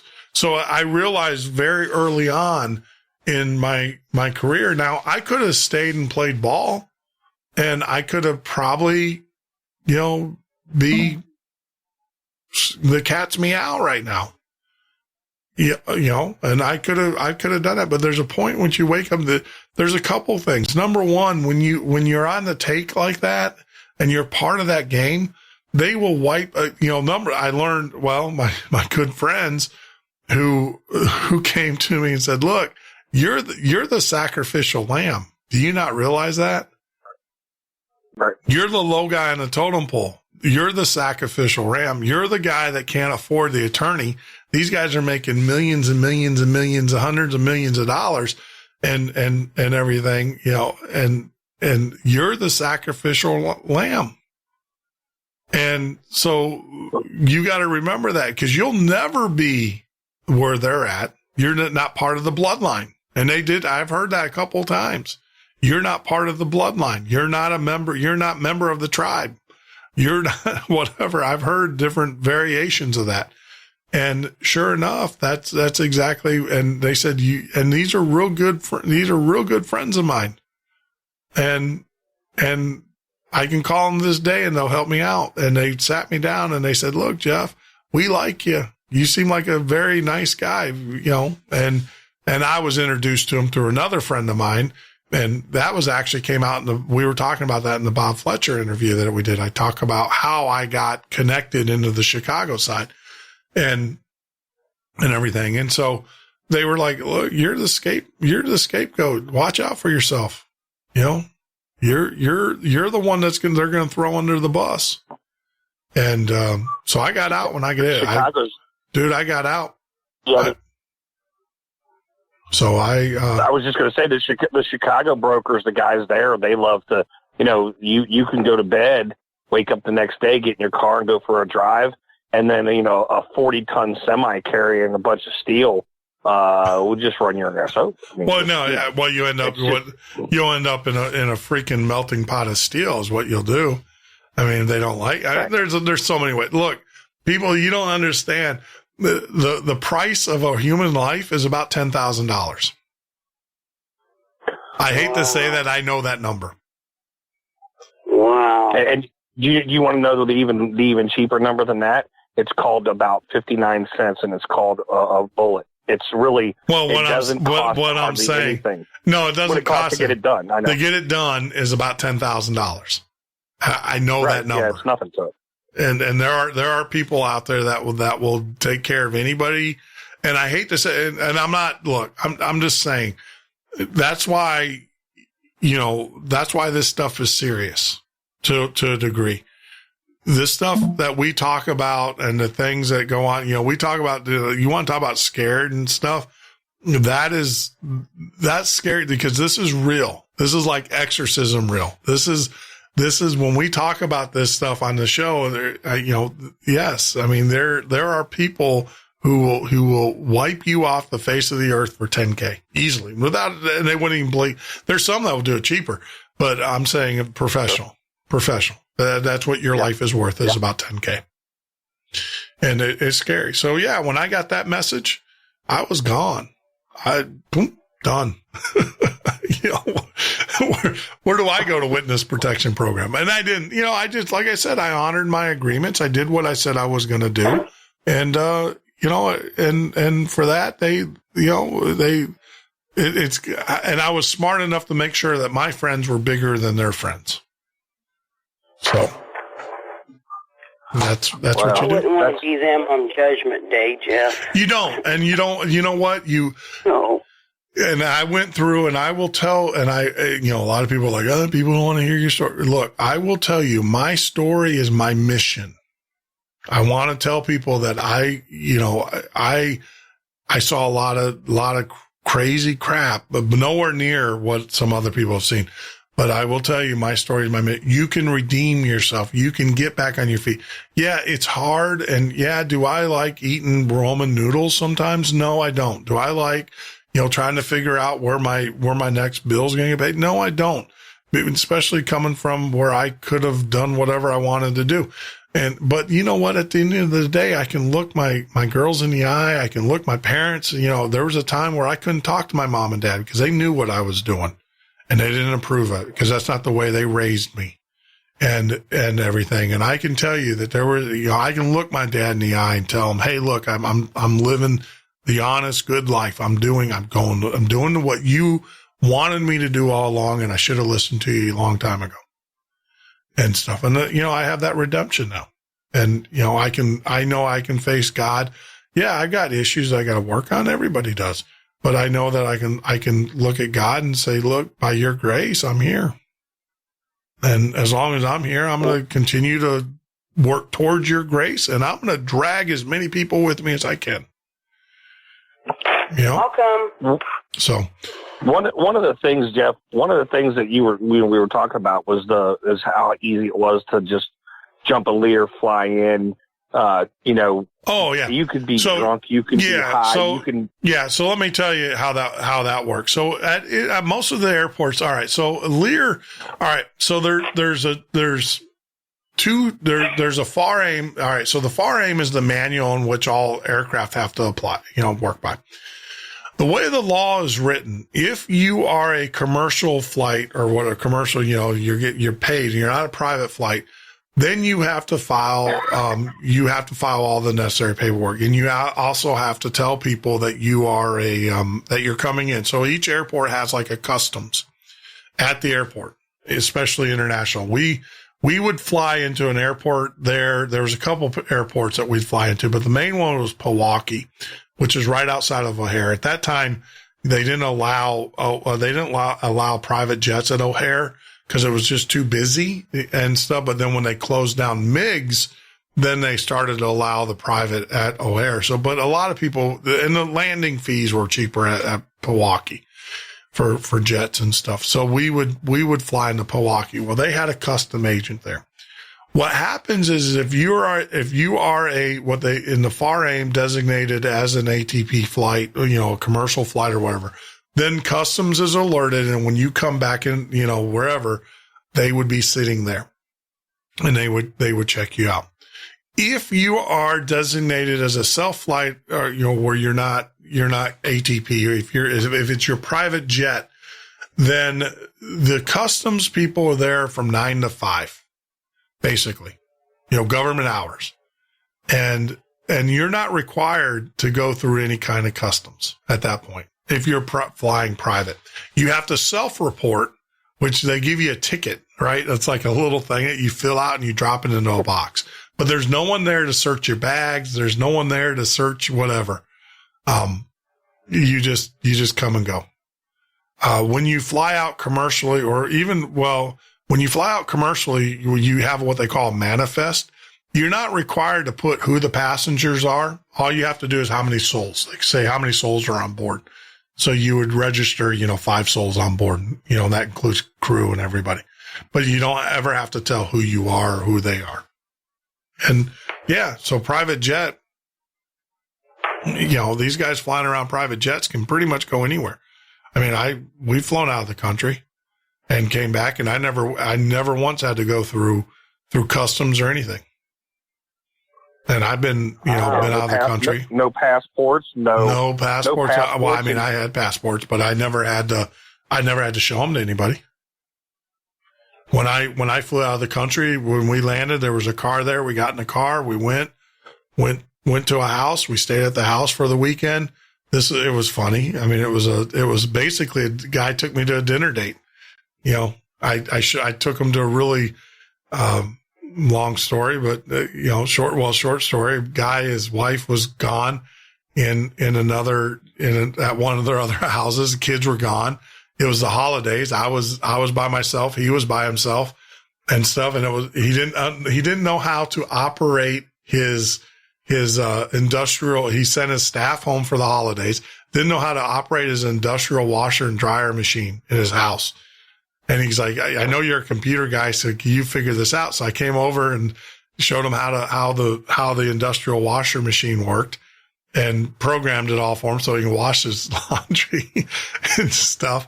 But then the thing was, it was like, hey, are you hungry? And it's like, yeah, I'm hungry and stuff. He had a McLaren a nice McLaren that I always loved. Nice. Well, the problem was I couldn't fit in it. We were going to take the McLaren into Chicago. I didn't fit in it, so we ended up taking the Mercedes, which this is the big, the $500,000 Mercedes. And, the Maybach. yeah, there's a nice one. So he's like, yeah, you can drive. So I ended up driving him and I was like, what do you want? And he goes, steak. I said, I got this steak place. This is a bar. It's owned by two brothers. You would never know it because normally people go to Giordano's or something like that. One of the names steak place. I said, look, this place, we can smoke cigars. We can, this is a real good family restaurant, right? Needless to say. Right. And so we go and, we're at break. We're at a break.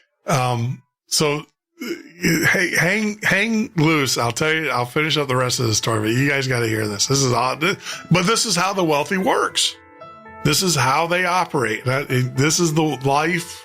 This is the life. And we'll take a quick break. Accounts in the chronicles of strange events. We'll be right back. Of men who can read another man's most secret thoughts, who can even foretell the date of his own death.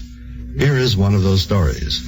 It is the curious tale of an incident in the lives of two great religious leaders. Emanuel Swedenborg, the founder of the New Jerusalem Church, possessed occult powers, and no better proof of this can be found than in the curious correspondence which he carried on with that other great religious leader, John Wesley, the father of Methodism. It comprised only 3 letters, written within a space of a few short days.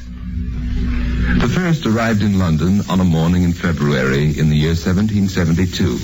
I'm sorry to interrupt you, Mr. Wesley, but there's a letter for you, and it's come all the way from Stockholm. Well, I know men in many parts of the world, but none whom I can think of in Stockholm. However, there's one there I'd like to know, Swedenborg. I've heard much concerning him lately. Well, this is remarkable. Listen.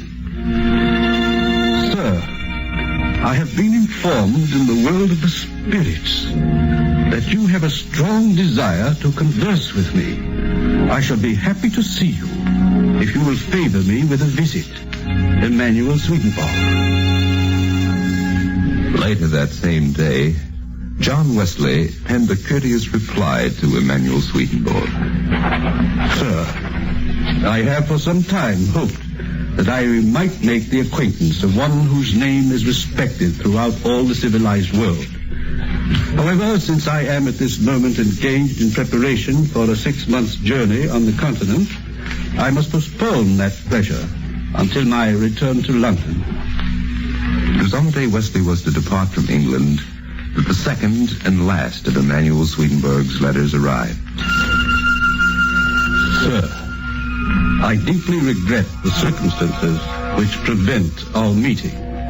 But the time that you propose will be, I fear, too late.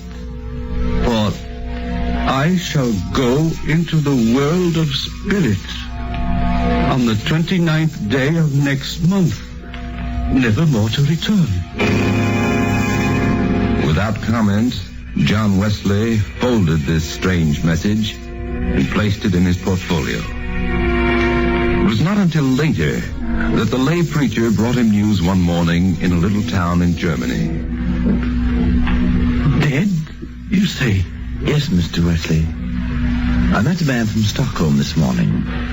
Swedenborg died quite unexpectedly about a month ago. It was the 29th day of March.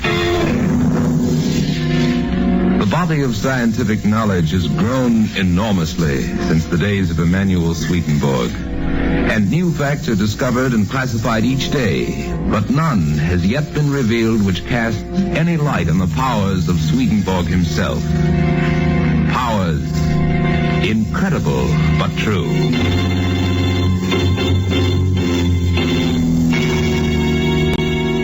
This is the Midnight Ocean with Jeff Norton on the Paranormal State Radio Network.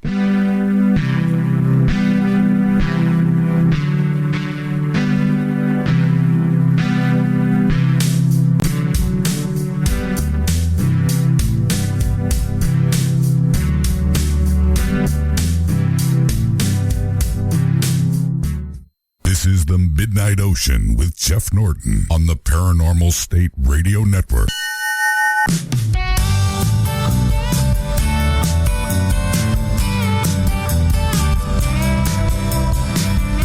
That is right, Andrew. This is the Midnight Ocean Radio Show and podcast. I am your host, Jeff Norton. You can join me live here every weeknight from 10 p.m. till 2 a.m. Eastern Standard Time or on the web at www.themidnightocean.com. Now, a little programming note. Tomorrow, Tuesday, Wednesday, Thursday, and Friday, no shows. That's right. We're going to be spending them with the family. I am actually going to be tearing the studio apart and redoing it. We're going to be adding some new pieces of equipment so we can take multiple phone calls. It's called the digital hybrid. On top of that, we are going to be moving some furniture around that I can go back to standing up. I need to start standing up for 5 hours every night. That'd be my exercise. I can jog in place, maybe put a treadmill, whatever. If I keep it up, I'm being told I'll be chased all over the country if I keep telling all of these secrets. So I need to behave and everything. So right before we went off the break, so I was, to kind of give you the mindset of how the rich work. And a lot of people just don't understand this. They really don't. And it even amazes me. I still to this day, I am grateful and fortunate that I had this life and everything. I wouldn't trade what I have now, though, for the world. And I think I proved that. But so needless to say, my friend, he was like, hey, look, so I did his laundry, dinner. So we go into Chicago. I said, got a great place. We can smoke cigars. We can be left alone. You don't have to worry about anybody bugging you. We can just have a good dinner. And he's like, well, how's the steak? I said, the steak is awesome. They do a blackened rubbed steak. It's incredible. It's the best steak you ever have. He's like, well, I doubt that. And I said, yeah, it's the best steak you ever have. I bet, I'm taking you to, you think I'd take you to, dude, I could go with you and we can go to $1,000 a plate restaurant or you can go to my place and it's, $100 a plate, but it's still good. I was like, look, trust me, it's good. He goes, I'll make a deal with you. He goes, you take me to your place and I'll take you to my place. The place that I think's got good steak. I said, okay, deal. So we go and we have our steak. We go to, the place and we eat and, and everything. We have a great conversation and we get to know each other a little bit more, as friends and everything. When I say friend, we were more of associates at this point. Now we become kind of friends. And so, I learned about his family situation. He learns a little bit about what I'm going through, blah, blah, blah, blah, blah. Find some commonality and, tell a few jokes and drink a few cigars and, and everything. And so we go home. So drop him off at his house. I go home to my place. And then the next day I get a phone call. He's like, what are you doing this weekend? And this was Friday night. So Saturday morning, he goes, what are you doing? I said, nothing. He said, well, he goes, I'm going to take you to my steak joint. I'm like, okay. Or, you want me to come to your house or he goes, I want you to meet me over at the airport. Like, the airport? He's like, yeah. He goes, meet me at the airport. He said, be there in about an hour and a half. Can you be there in an hour and a half? He said, dress comfortable and stuff. He goes, but bring, clothes for the weekend. And I'm like, okay, dress comfortable, bring clothes. So I show up at the airport. Of course, they're sitting there. They take my car, they park the car stuff. And there's a freaking, G7. I believe, yeah, it was I can't remember exactly, but it was, I want to say a Gulfstream. It was a Gulfstream 7 sitting there on the tarmac. I'm like, what the hell? So you guys don't understand a Gulfstream 7. So you're looking at when you fly a private jet, you pay, of course, for the pilot. You pay for the jet. It runs somewhere about $10,000 an hour, right? Wow. Depending on the jet. Like the CJ5 that I used to fly, was that jet would cost about $3,000 an hour to fly, but its range was only about 3,000 miles. So it didn't have a whole lot of range on it. Actually, less than that. So it was a smaller jet, but it was fast. That jet was a rocket. But it was, so the G7, about $10,000 to $12,000 an hour to fly this thing. So we get on the airplane. We're on there on the thing. And I'm like, where are we going? He's like, just sit down, shut up. And I said, dude, where are we going? And because I know we're taking, there's a reason why we're taking the big plane, the big plane. And I'm like, well, where, look, I didn't bring my passport. He goes, you didn't bring your passport? I'm like, no, I didn't think I was going to need it. And he goes, don't worry about it. I'm like, okay. So we fly, and needless to say, the next thing I know, I'm getting out of the airplane. I'm in Argentina. Now, this is how rich people live, man. You don't understand. When you make, and I'm looking at him like, and I had this discussion with him many times before. I'm like, look, how can you afford? He goes, Jeff, when you have the amount of money I have in bank accounts, you couldn't spend the interest that I make. And he was, he added, he was absolutely right. I did the math. And he goes, that doesn't include the businesses and all of the things that I make money on, the investments I make. He goes, just the interest alone. So so he took me to Argentina to have steak. Wow. Yeah. And so then the thing is, I'm freaking out because I don't have a passport. I'm like, dude, I don't have a passport. He goes, don't worry about it. He goes, get in the car. So then we drive to his house in Argentina. This guy's not a drug dealer. He's a businessman. We drive to his house in Argentina, and we get there, and that was like a 2-hour drive. So it's about 9:00 or so at night before we get there, right? And he's like, oh yeah. He goes, my next door neighbor. He goes, he might come over, and if he comes over, he's crazier than bad shit. And I'm like, well, he didn't say that word, but I'm just saying, he's like, the guy's crazy. Don't entertain him. Don't even get in. Try not to even get him going and stuff. And I'm like, why? And he goes, because he's crazy. And I said, well, why even understand him? He goes, well, yeah, his name's Ted Turner. That's his next door neighbor in Argentina. And he goes, the guy's nuts. He goes like, don't. So, I mean, yeah, but these are how these people live. I mean, the ability, think about it. The ability that you want to go have a good steak, that you can rent a jet that's going to cost you almost $50,000 to $60,000 and be able to fly and then fly it back. You got to come back. So fly it back. To have that kind of money. These people, and so when we landed, there was no customs, no one there checking us out. When we landed from Argentina, none whatsoever. Well, it's funny that you say that because I was just having a conversation with a friend of mine about the rich people like Turner and some of the other ones, and the problem is, he said to me, we were sitting there having dinner, having a conversation. He said to me, Jeff, you just don't understand. You're more intelligent than they are. They inherited their money. Yeah, they got it handed to them. He said, they're idiots. I mean, but well, they're programmed. You got to understand. They go to all right. So I will tell all the kids go to all the same schools. They do all right. So there's two. All right. This is a life that I know most young people would think this is cool and stuff, but I will tell you, looking into that world, and knowing what I know now, see, the problem is the kids, number one, you're always concerned about the well-being of your kids. You really are. Cause you create enemies. You really do.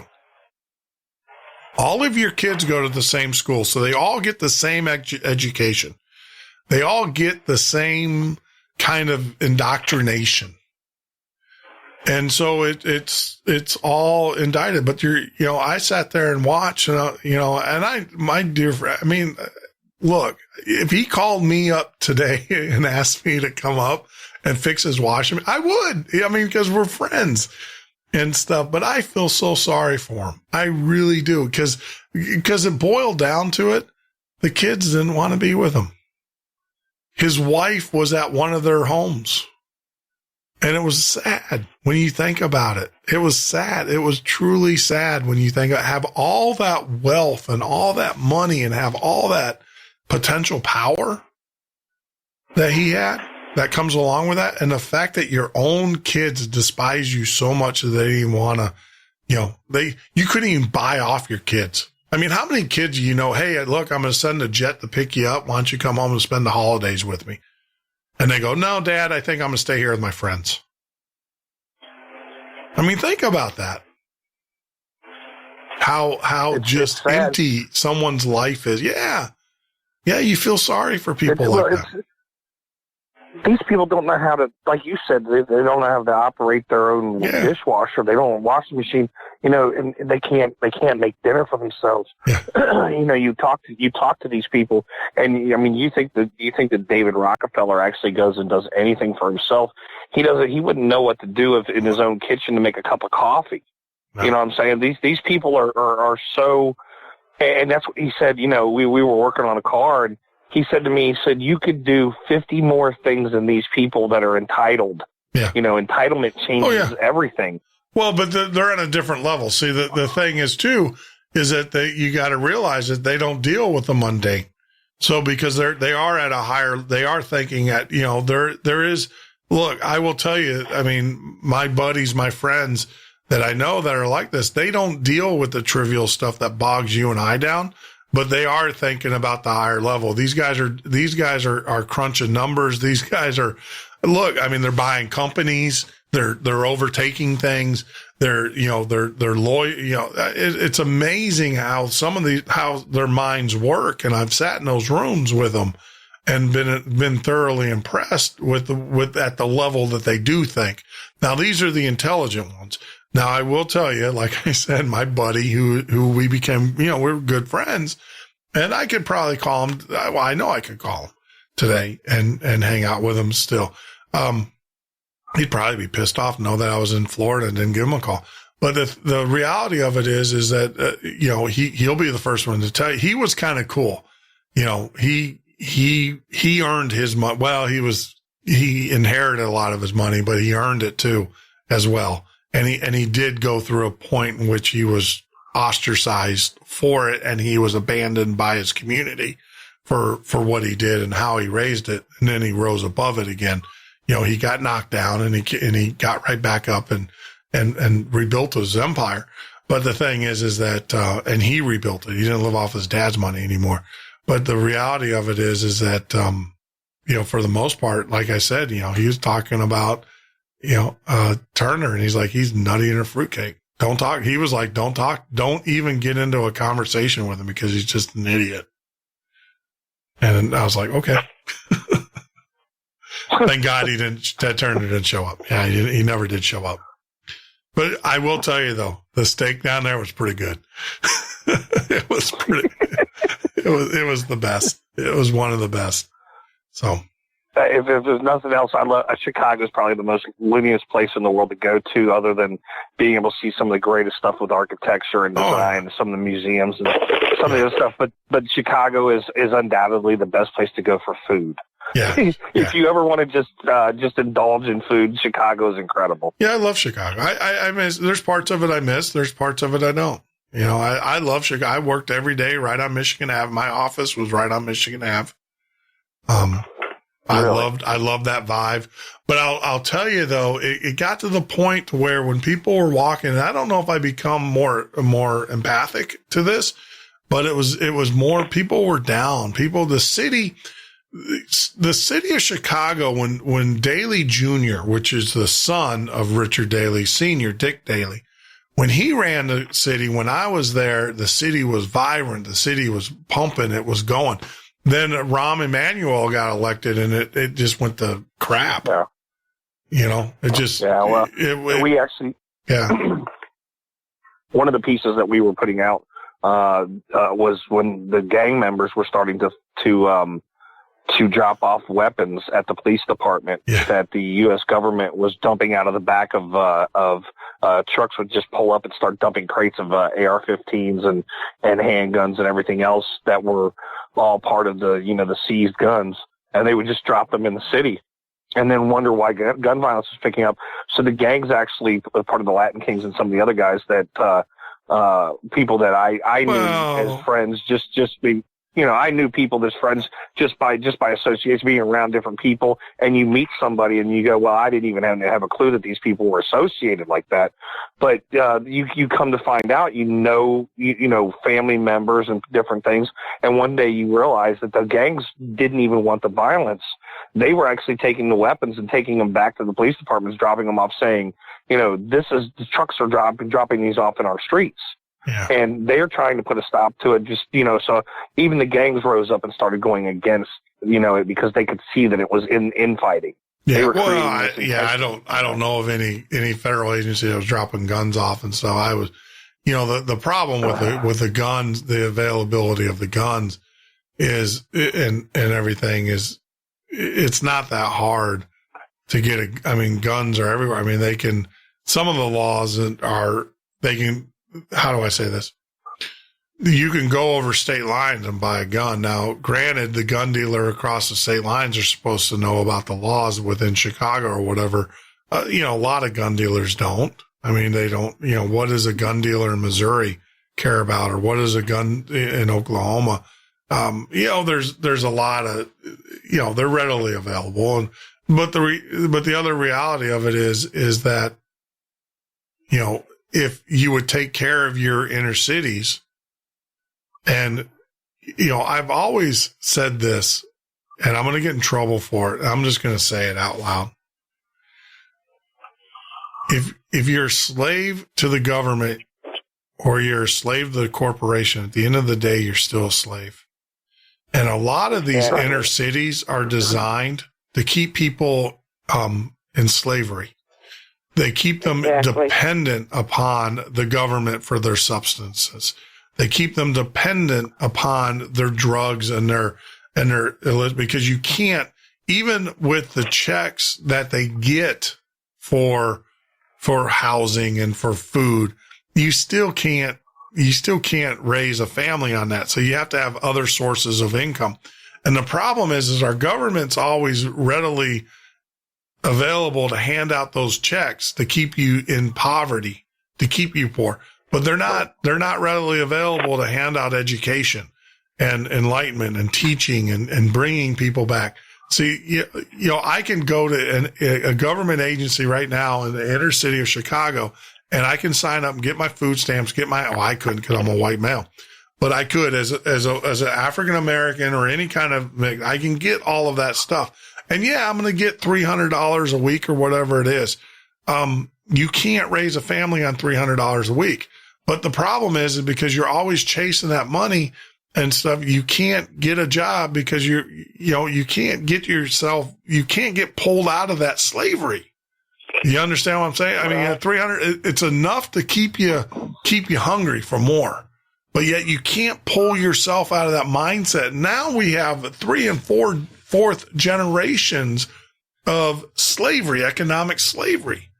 And that's why I do like what Trump's saying, because if Trump brings back these factories, people will have a place to go. Now, the problem is will they be able to pass the drug test, or will they be able to function because they've been taking all these drugs all these times? But I mean, you can bring back a factory, put a person there in front of it and say, all right, every 2 seconds, push this red. When this button lights up, push it. And then, we're going to pay you $10 an hour to push that button. And then, when you get that down, then, hey, look, when this widget comes by you on the line, you're going to put these bolts on it and we're going to pay you $12 an hour. And you get that down. See, so what you're doing is you're socially engineering people out of poverty, and you're reteaching them how to do things. And then once people get the taste, mechanical. Yeah. And that's the beauty of what I'm hoping that Trump is going to do with factories. We got a problem. We got a huge problem in this country. And number one is we have an uneducated mass people that we have to get re-educated. They have to come back. Just because you build a factory doesn't mean you're going to have the people there to work it, because a lot of people don't even know how to get up and go to work. They have no, they don't know. Yeah. So we have to, they don't know. They don't have a time factor. They don't have a wake up factor. They don't have a go to sleep factor. They don't even know how to get up and go to work. And if they did, they still they still don't have an education and know what they were doing. Yeah. You know what I mean? We were skilled. Like if you weren't smart enough to get a full education, and I'll be the first one to tell you, I dropped out of school with the 10th grade, and my education was bad. Okay, because I was a mess up in school. I was ADHD. I had all kinds of problems, and I wanted to go to work because I watched my father work. I watched my grandfather work. My grandfather was a tool and die. My dad was a kind of a jack of all trades and had his own business, and he worked his butt off. Okay, and what I thought was you worked and you went to school, and if you couldn't get through school and be the super math guy, the super science guy, the super history guy, then you went and you physically put your 2 cents in. You were a machinist. Working. Yeah, you were a grinder. You were a machinist. You were right. Yep. And you got good at what you did, and then if you couldn't do that, then the OWE work programs and the other things taught you a trade, and you could become a skilled something, like a pipe fitter, a plumber, an electrician. Yep. You know, you could get into the unions, you could do different things. These were motivation to teach our kids how to be intelligent. And the problem that we have now is no one motivates to teach our kids anything. No. Stewardess, if you were a steward, if you got a stewardship, you could become anything in the unions. You could do different things. They don't offer that anymore. They stopped that stuff. And it's still there. And if you look at it's there, but they've reduced funding. Well, and the problem is most of the kids get into the drugs and everything else. They see the life on the street. Let's be fair. They reduced funding because there was no one there there was no jobs for them to fill. I mean, when the jobs come back, but like I said, my concern is that when the jobs do come back, that the labor force isn't going to be there, because the labor force, they don't even have the fundamental skills, like I said, to show up to work on time. I mean, one of the biggest complaints that most employers have is the unreliability of their labor force, in the sense that, they don't know, they can't show up on time. And when they do show up on time, they're on Facebook or they're wherever. So that's a big fear. But, I just, we got to get the jobs back. When we get the jobs back with factories and stuff, if Trump builds these factories, I mean, where's the Dems? Where are the people cheering the fact that Ford announced that they're not going to move their factory to Mexico? That was just announced 2 or 3 days ago. Ford said that they're not going to, I bet you Carrier Air is probably going to come back and say, well, you know what? We're probably not going to move our factory to Mexico either here in the next couple of days. And, and actually Trump got Ford moved back to the Ohio plants that we were watching close up. I was actually just called in to look at a contract for Ford 2 years ago, to cut up a whole bunch of their assembly line, and a buddy of mine ended up getting the gig. And they went in there and they were literally dismantling millions of dollars worth of assembly line robots and equipment, cutting it up because there was no work for the transmission plant. Well, guess what? And then, now they're coming back. And so those are people that are going to be able to get a job. Like I said, you're going to start out pushing buttons. But hey, that's awesome.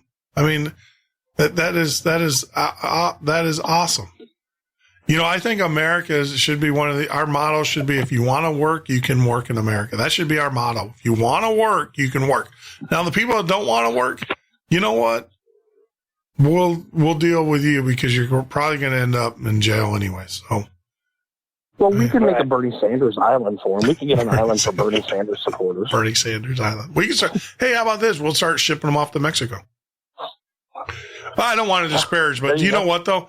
A lot of people say a lot of things about Mexico and stuff. I will tell you, Mexican families are the awesome. If you ever hang out with a Mexican family or Mexican, they are family oriented. They take care of each other, and they all work. Everybody I know from Mexico that's ever come here in the United States, everybody that I've known down in Mexico, that when I go down there and visit and stuff, they're family oriented, and they all work. They all work. Now, they work for crap wages, but they all work, and they're hardworking people. And we, as a country, need to take a lesson. We need to learn something. We need to take a lesson from our friends south of the border, instead of criticize. Granted, we don't need to be paying for all their stuff. And, just because I like you as a neighbor doesn't mean I'm going to pay your electric bill. It doesn't mean I'm going to pay your mortgage. But I will tell you this, they are just the salt of the earth people. I mean, when it comes to family, oh my God. When it comes to religion, geez, you ain't got nothing on, we ain't got nothing on them when it comes to religion. Nothing. Dude, I've seen people come out. I was in the I'm For You province in Mexico, and this is like in the jungle. I've seen people walk hundreds of miles to come to church for a festival at church through the jungles. They literally walked. They didn't have cars. Because I asked them, like, how'd they get here? Oh, they walked. What? To come to a church festival. And of course, then the priest walks out with his big gold chain. That's pissed me off about the Catholic Church. That's when I renounced my Catholicism, because I was a Catholic, and that's when I renounced it.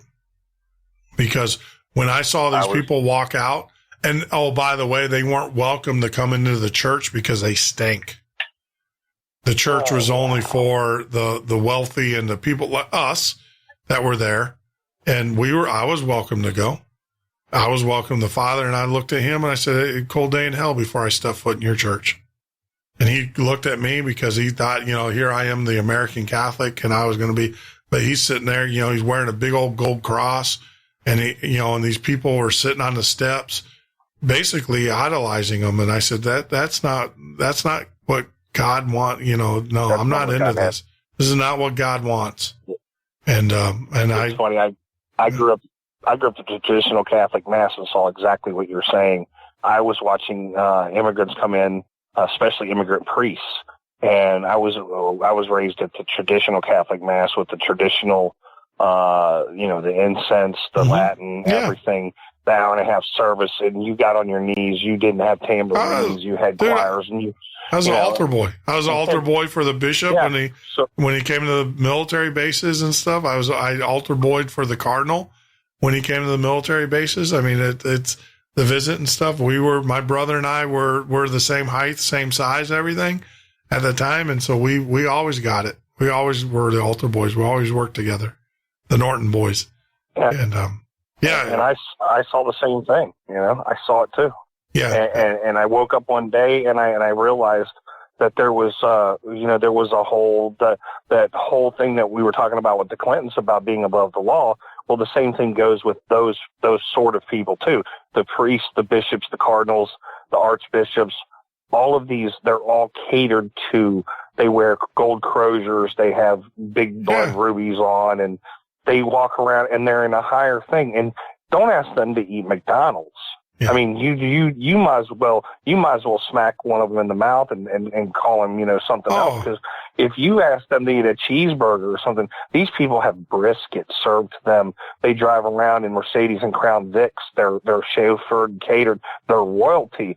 And this is supposed to be the person that, lives in poverty. That talks to that lives in poverty, talks to God for you, and says all this stuff. And then I watch a priest come in. It's funny how Argentina keeps coming up. And a priest came in from Argentina, and he was from like the missions, man. This guy was a really thin little guy. He was short, tiny. You could tell he had lived a very rough life, and they disrespected this priest to. I never in my life could have imagined the disrespect that I saw come out of this. I was always kind of like the black sheep in the church, in the family, because I was always the kid that never was, I was always the one that was a little off base with everything, but I always helped out because my mom was always a part of it. Well, the funniest part about it is this priest that I met, he was the nicest, just the kindest soul you've ever met in your life. And I sat and had conversations with him on the back steps, and he, because I would always go hang out there to just get away from everybody else. He would go back there just to get away, and he would tell me these amazing stories about things in the jungle and saving people and missions and stuff, and all the things that they did. And then he comes here, and because he didn't bathe as much as they did, because it was the very thing that you're saying, they would just treat him so bad. And finally one day I was out there and I heard them just belittling this man.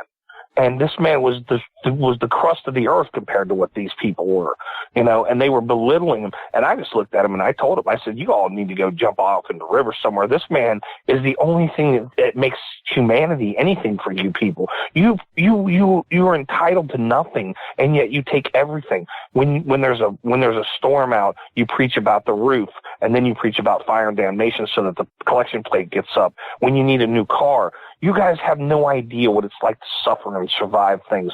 It's so disgusting to watch it and know that organized religion is used to entrap people into fear. And like you said, you see the lay people who work and they bust their butts every day to make a living, and they go to the jobs and they can't hardly feed their families, but they'll go to church and they'll donate, and then they'll go tell this arrogant person their sins and ask God to forgive them. And I said, man, there's something seriously wrong here. You're absolutely right. I want to address something that's going on in the chat room and stuff. Look, guys, I can tell you, I've been in the hoods. I've been in in Cicero. I've been in Southside Chicago and everything. And I'll tell you, the Mexican community, that's Mexican American. When you go to Mexico, it's not like that. Well, if you go, I've been in some pretty rough places in not New Mexico, but Mexico City. Yeah, it gets rough there. But also in the hood, I've also been in Johannesburg in South Africa, and it's a whole different vibe, man. Wow. I mean, I'm seeing the chat room. They're saying, they're talking about religions, black hoods and stuff. It's, and I think the underlying evil that makes this all different is that whole handout mentality. When you start handing, Jesus teaches you, I can teach you to fish or I can feed you fish. I'd rather teach you to fish. And that's that whole handout mentality. Here in the United States, what we do is we give them money or we give them resources thinking that, it's going to take care of the problem. And the issue is that it doesn't. All it does is it exacerbates the issues. And it will always do, because the money is rooted in evil. I mean, look, I don't want to get too religious with you, but you're giving evil and you're asking for evil in return. You need to give people a sense of pride, something that makes people feel good about themselves. And then when they feel good about themselves, people tend to gravitate to good, and that's my thing is that evil. Money's evil. I don't care how you dice it, how you slice it. Money is evil, and it will always be evil because think of all the evil, everything that's done with it, and there's really no good. Now you might take evil and say, "Well, I feed poor people with my money." It's like, well, why are those people poor? Because someone trotted on their backs, or someone put money in front of their education, or put money in front of their life. Because if it wasn't, someone made a decision, and I'm sure money was at the root of that decision somewhere, to go trace it back and stuff. So if it wasn't for that, now I do believe that people have the right and the ability to rise up and rise above that. But, let's not be disingenuous about this. The reality of it is that there are people who, our inner cities are the way they are because the government keeps on handing out free money. Right. And if you keep continuing to give somebody something, they're going to keep handing. They're going to want more. They're going to want more free money. Yeah. Yeah. And stuff. So that's every day you give somebody Coca-Cola, they're going to stand there and get another one. Every day you feed them, they're going to come back for more food. Well, it's Pavlov's law. When you ring that bell, that dog starts starts. So yeah, I mean, my economic plan is simple. Build factories and give people education. Get them re-educated. You got to get them. We got four generations right now, people. 4 generations. And it's not black. It's not white. A lot of Americans, and I know this is hard for them to understand, but the majority of the people that are welfare in this country are white. So it's not a black thing. It's not a white thing. It's not a Mexican thing. We have people. When you take the Ford worker and you take him out of the situation, okay? When for 10 years, 20 years, 30 years, 40 years, 50 years, 60 years, when you had people and families that their fathers worked at Ford Motor Company, yeah, and then The next generation, the kid went, he got an education. He went and he got a little bit better job at Ford Motor Company than Dad. And so I knew generations, like literally. Well, yeah, generational factory workers. I mean, yeah, I mean, you had generational factory. They had nice houses. Yeah. You know, they did good. They had nice houses. They drove nice cars. I mean, I know guys that worked at Ford Motor Company that had, you know, $400,000 houses, 4 cars parked in the garage, 3 kids in school, you know, working, 1 kid in college, 2 in, you know, coming up. And then all of a sudden the jobs get cut back. The labor force gets cut back. The plant closes. What do you do with the other thing too is generations? The other thing too, though, is you got to understand is you don't have the inflation. See, by the government not putting value on money, you have built-in inflation there. So things that cost you because the money has no value. I mean, you know, OPEC still the reason why oil's trading at the price that it's trading. I'm gonna give you guys an economics lesson if you don't know. The reason why oil's trading at the level that it is, well, there's 2 reasons. Number one, the oil market's still the first open pit. That goes into a whole nother economics thing. Talk about how things are traded and speculated and stuff on the exchange. But the reason why OPEC oil is the price that it is because at the end of the day, a dollar no longer buys a loaf of bread. It now takes $2. So that oil, that Saudi or whoever you're buying the oil from still wants their bread, right? So they got to charge $2 instead of $1. So that's why oil is at the price that it is. And it's the benchmark for economies now. Remember we used to do the GNP. That was a big number. We used to look at monetary supply, money supply. That was a big number. Now it's oil. It's the price of oil. Oil is your economic supply.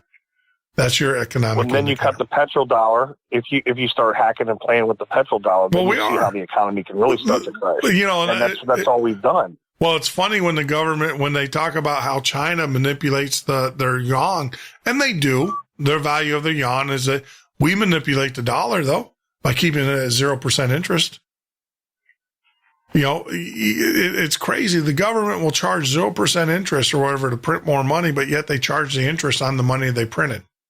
So then what they're doing is that they charge themselves 0 to lend money amongst themselves, but yet they charge us 6 to 8% to lend money or 20% to lend money. That same money that they're charging 0 to each other, they're turning around and charging us 20% or whatever percentage it is. Well, and the Federal Reserve puts it on there as soon as they print a dollar, it has a debt on it because it has debt on it. Yeah, it's associated. Release it. That's why I wish Donald Trump. The first thing Donald Trump will say, "Who do we owe money to? The Federal what? The Federal Reserve? Yeah. Really? You think we owe? How? Go figure. What value? What do you bring? What value do you bring to us? Why do we owe you money? We're going to pay you money to print our money? That's basically what they are." Right. And then that right there would wipe out half of our debt. That would wipe off about $4 trillion right there. Now we still owe money to China, and we're $100+ trillion in debt. We're almost 200. Well, if you look at future obligations. Yeah. If you look at future obligations, but if you get rid of those future obligations, you're not at 100,000. So if I go in there and I sign a contract, say I buy a house. And my house is $500,000. So I owe $500,000. Well, if I go in there and say, "Hey, bank, I'm not paying for my $500,000 house anymore. I'm going to move out and I'm going to move into a $100,000 home." So what's my future debt? $100,000. Because you can't come and get me for $500,000 because I don't live in that house anymore. You guys took it over. You took it back. You know, so that's kind of, you know, like I said, Trump, future obligations. The other thing too is that there's going to be a lot of, there's going to be austerity in this country. Get ready for it.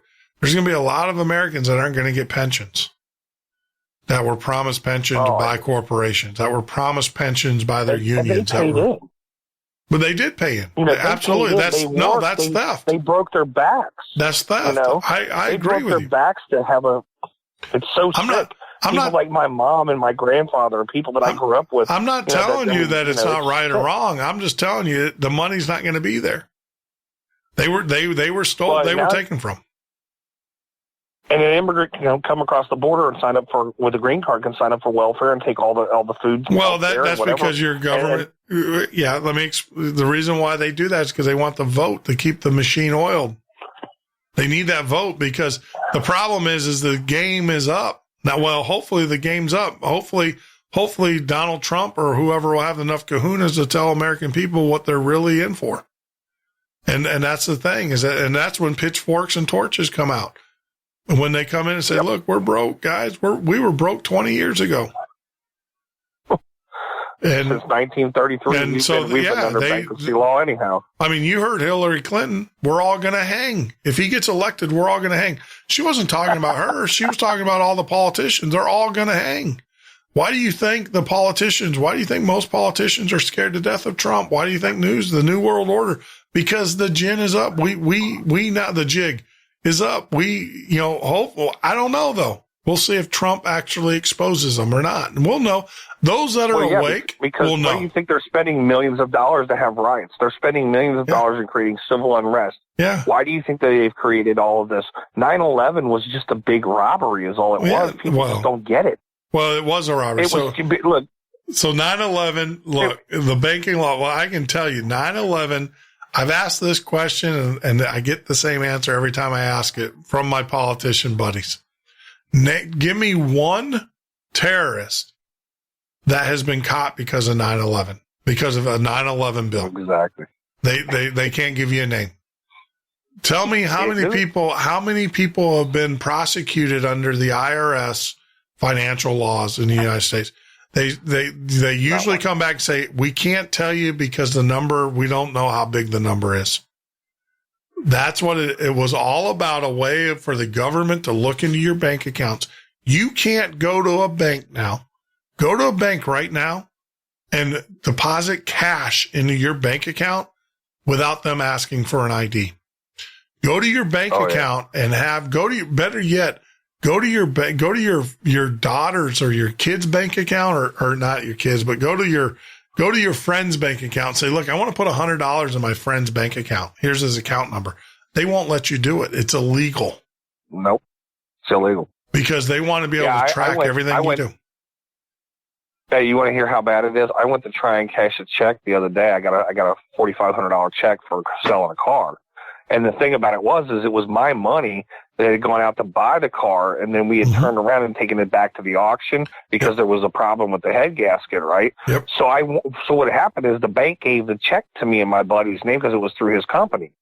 So I go to my buddy and I go, do you got enough time to run up there? And he goes, man, I can't right now. He said, here, just go to my bank. He wrote me a check for it, right? Yep. So I went up and he said, just deposit that one and I'll write you a check for it. So I go up there. They won't let me deposit it, okay? So I'm sitting there going, he gives me the everything, gives the clearance. They still won't do it. Yep. So then I finally, so this is the craziest part. He finally says, okay, don't worry about it. So he goes deposit the check. Then they tell him, well, the check's not going to be good for 24 hours. Yep. So he's like, oh, dude, I got to wait 24 hours. So he writes me the other check and he says, just go up there tomorrow and get the cash. Okay. So I go up the next day and they would not cash the check for the money that they knew I just deposited from the other check. They wouldn't cash it. Yep. Yeah, they really would not cash it. With two forms of ID, she said to me, do you have a Social Security card? And I said, whoa, wait a minute. Yeah. My Social Security card is not a valid form of ID. Yeah. She goes, well, that's all we can take is your driver's license or your Social Security card. I go, what's funny is because that's illegal. What you're doing is illegal. Yeah, no, you're right. But the problem is that you signed that when you did the bank. You're right. You're right, though. They can't ask for your Social Security card. And they can't ask for your driver's license if your Social Security number's on the driver's license as a form of ID either. Right. Mine is not either. Mine is taken off of my driver's license. I choose not to have it on. You want to know how much, you want to know if it's your money or not in the bank account? Walk up the bank and tell them you want to withdraw 20. Most people can't do it. But it's awesome. I ought to do it one day. I ought to do it one day just and videotape it. Go into the bank and ask them to withdraw $25,000 a check. Say you want to withdraw $25,000 out of your personal savings account. They can't do it. Yeah. They will tell you to come back tomorrow. Well, they'll tell you that then the manager will show up and they'll give you a draft. They'll give you a check, but they won't give you cash. And you'll get, and it's like, no, I want cash. Well, they don't have it. Number one. They don't have it. And you know that a bank can loan you with a check, like you said, they can loan you anything they want to. You can go in, but the bank only has to have 10% of what it loans. 3%. Is it 3% now? 3%. It was 10. 3%. It used to be, so for $1 million, you have $100,000 in the bank now account. Now it's 3%. Right? And now it's 3%. So so that just shows you how much they devalued the currency. Yeah. So they can keep printing it until there's nothing left. Yeah, you can go to the bank and you want to mess them up. If you have a business or whatever, because I have business and stuff, and we used to. It was crazy because we would get large checks, but then I had subcontractors, and these are guys that were working for me that were making, the computer business. So you can imagine big bucks. Right. And so we would cash these big checks and deposit them in the account. And then, to the point, the manager of the banks all know us and they would call us or whatever and all buddies. And it's like, hey, look, I'm going to withdraw $25,000 because I'm going to buy a piece of equipment. I'm going to pay cash for it. Oh, well, no. You'd hear them almost like they would crap all over themselves. Oh, yeah. I've done it too. I know. Yeah. So it's hilarious. And, no, we'll give you a certified check. It's like, no, I need the cash because I'm going to go buy this piece of, I'm going to an auction and I'm going to buy this piece of equipment directly from the auction. They don't take check. They want cash. Well, have them, exactly. We'll give you a certified. No, you don't understand. Well, you have to come back tomorrow. And then guaranteed. Here's a guaranteed line of credit with a card. Here, you just take this. Yep, and that's exactly what would happen. They would hand us a card and say, here's a line. They can run it through this. They just take this, and it was like, it's crazy, and it's insane. So that just goes to show you don't own the money you think you own. It's not yours. That's why I tell people. All right, so this is Jeff Norton's rule of thumb for finances. Right, number one. You're a fool if you don't set up your own corporation, right? So set up corporation, number one, either an LLC or a C Corp, right? Set up a corp, do whatever, find whatever makes you happy and turn it into a business, number one. Do as much as that through that business as possible and then pay yourself from that business. Take all your expenses and expenses. That's rule number one. Rule number two, if you keep anything above what your operating expenses are in the bank account, you're a fool. Deduct that money, buy either gold, silver, something tangible, or better yet, buy the things that you were going to buy with that money to begin with. Right? So if you're a person, I tell people this all the time. If you're an individual, what do you buy? What do you buy with your paycheck? Food, gas. You pay your mortgage, you pay your rent. All right. So, keep the money in there to pay your mortgage or your rent. Keep the money in there to pay your insurances, right? The rest of the money, you're going to buy food. So why don't you just take that extra savings that you got and buy food? You can't eat, the $20 that you have in your bank account today is only worth $19.95 the next day. And it's only worth $19.90 the following day because this thing called inflation. And so take your extra money and go out and buy the stuff you need, toilet paper, food and stuff, and store it. Buy canned goods. It's just like it's just like the EU. I mean, if you lived in the EU, just say you were over in the EU before Brexit happened and all this other stuff happened. When Cyprus hit, if you remember when Cyprus hit, you could have had $100,000 in the bank account. But what they did is they shut the banks down for a while. Yeah. And when you went to go get your money, it wasn't there. And when you came back to get your money, what did you get? Oh, you got 47.2% of your money back. That's right. 47. So. Yeah. Well, so if you had $100,000, that's the other thing too, is that like if you have credit cards, make sure they're a credit card on. A lot of people will say, well, that's not so. No, it's right. Because, a lot of people don't care if their credit card, if the banking system fails. This is the thing. And I've seen this happen. I'm telling you, Chase is the first one. I'll tell you the first ones to do this.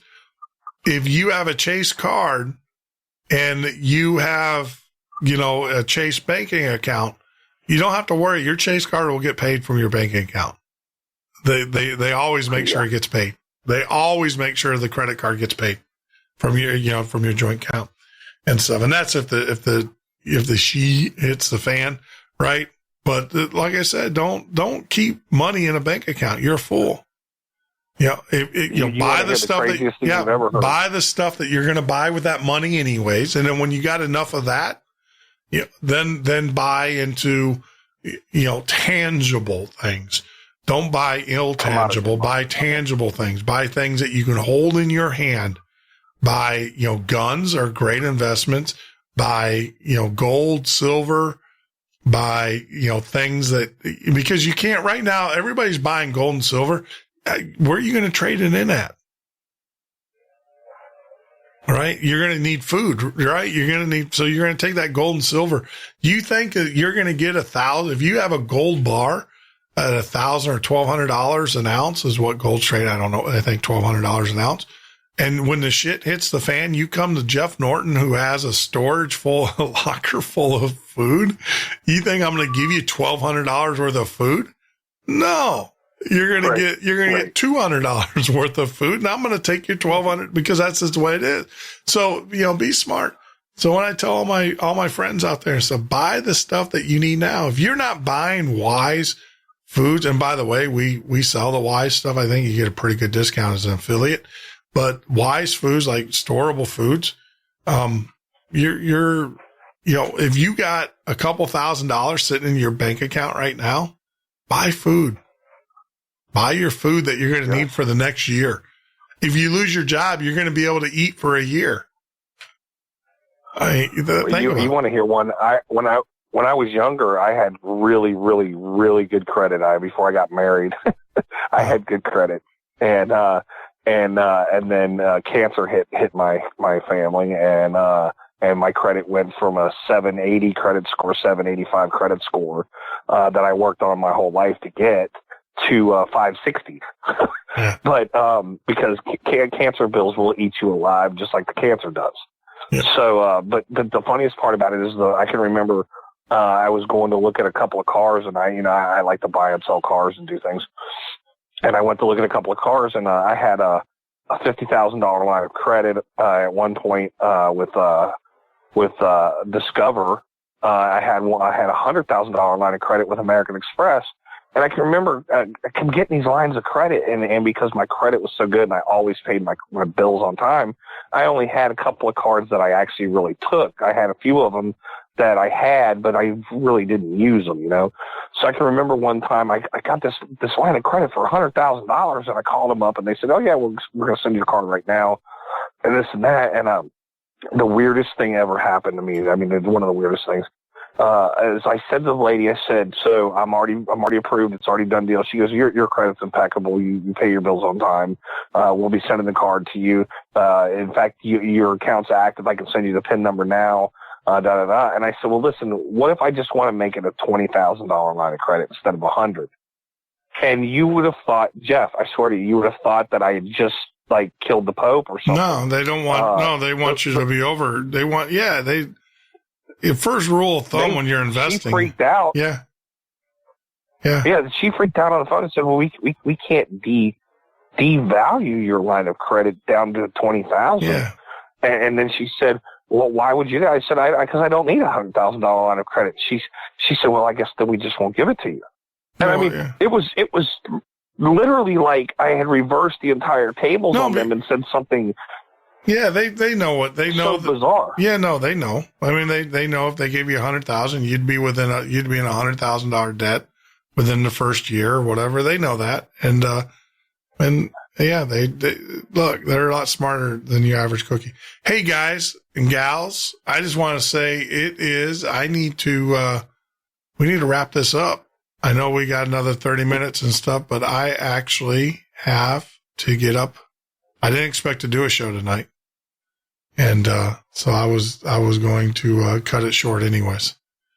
But, I was going to mention to you, I sent you a Podesta clip, and we had kind of been talking a lot about that. I had sent you a Podesta clip with the pictures of the Interpol pictures and how close it was. I didn't know if you got a chance to look, but, they actually did a photo overlay. They did a photo overlay, and it was so precise. Yeah. That there wasn't even outside edging on the face lines. I actually did. Like I said, I actually showed it on YouTube the Podesta, the actual pictures, the FBI picture. Yeah, it's clear. If you were in a lineup and that was, that's you. I would have to say, yeah, that is definitely you. So, well, ladies and gentlemen, I just want to say thank you for joining us tonight. I want to give out a program note, and Jeff and Debbie, thank you for calling in. We appreciate it very much. Thank you. Yeah, have a happy Thank you so much. Oh, you guys do too. You guys have a great Thanksgiving, and spend it with family. If you can't spend it with family, spend it doing community service or working at the soup kitchen or whatever you can do to help out other people. But most importantly, remember Thanksgiving is a time to be with your family. So do whatever you can, make those amends if you have to make them. If you said things and stuff, make sure that you make those amends now and spend it with your family. But I'll talk to you guys later, and Jeff and Deb and everything, and we'll wrap this show up. So, wow, who would thought? See, another great conversation. We just kind of were all over the place, but hey, it's a hangout. Tonight is one of those nights where we're just hanging out and enjoying, our friends here at the Midnight Ocean. And I appreciate you guys hanging in there with us and over there in the chat room. But I do want to say, I am very, very sincere and serious about this. You guys have a great holiday week. Really. Have a great, great holiday week, and try to spend it with your loved ones. I mean, there's nothing more important than your family and then your community. That's very important. And, can't stress that enough. Now, on a program note, I do want to say that we are not going to be here Tuesday, Wednesday, Thursday, or Friday. And no, I'm not Black Friday. It's just that we're going to do some traveling, and I want to spend as much time as I can with the in-laws, the family, and everything. And so we're probably not going to be back Friday. So I just want to tell you guys a good night. God bless you. I hope you guys, I won't talk to you before then and everything, but have yourself a very, very happy Thanksgiving. And remember, be thankful. It is Thanksgiving. I know a lot of people out there, it's a pagan, whatever. It is Thanksgiving. It is a time in which we all need to be thankful for what God has given us tonight and every night. So take care. God bless you. And like always, I think I might play a little. What do you guys think? I'm going to play something a little bit. I'm definitely going to end up with our standard song, but just thinking, let me think what we can put together here for you guys.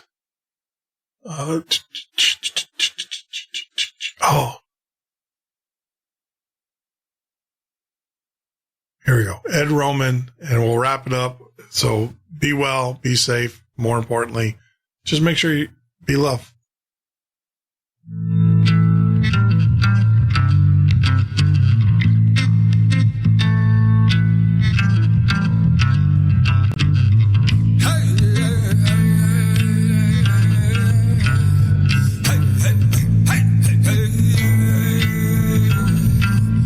I need to wash my face in the mud.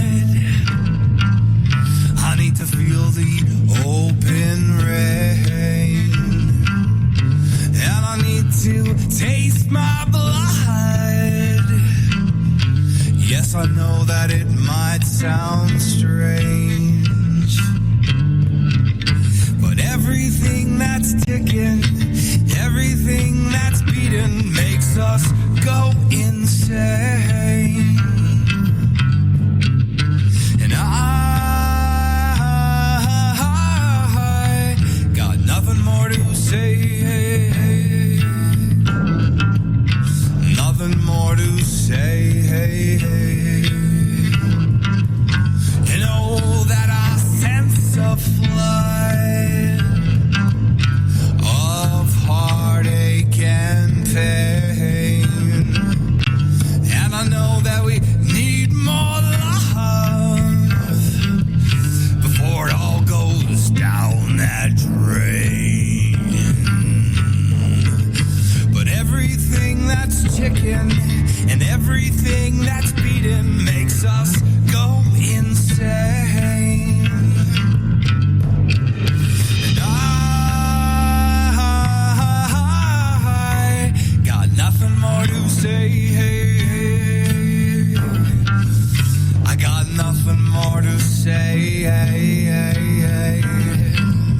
But when push comes to shove, will we still remember the names? Someone's pulled out the rug, and now it's left us lame. But everything that's ticking and everything that's beating makes us go insane. And I got nothing more to say.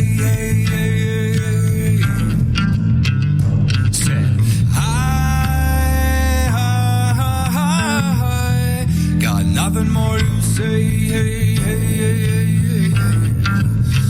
Got nothing more to say. Got nothing more to say.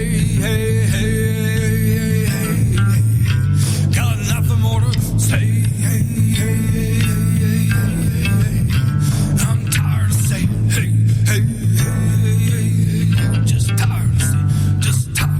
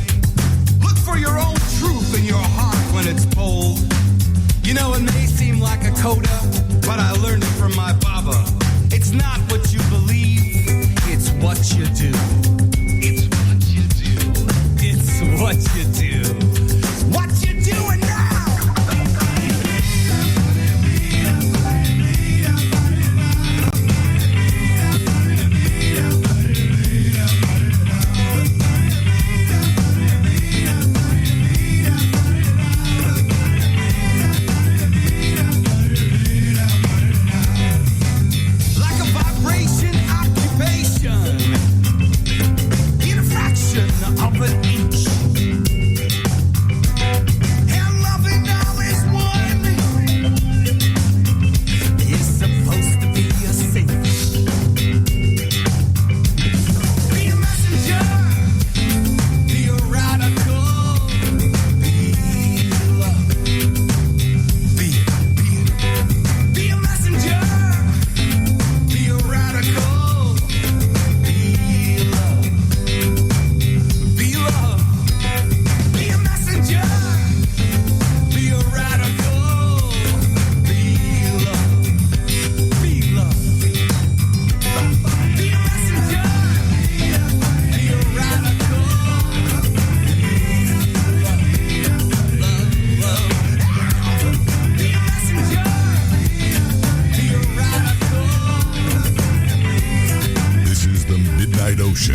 Jeff Norton on the Paranormal State Radio Network.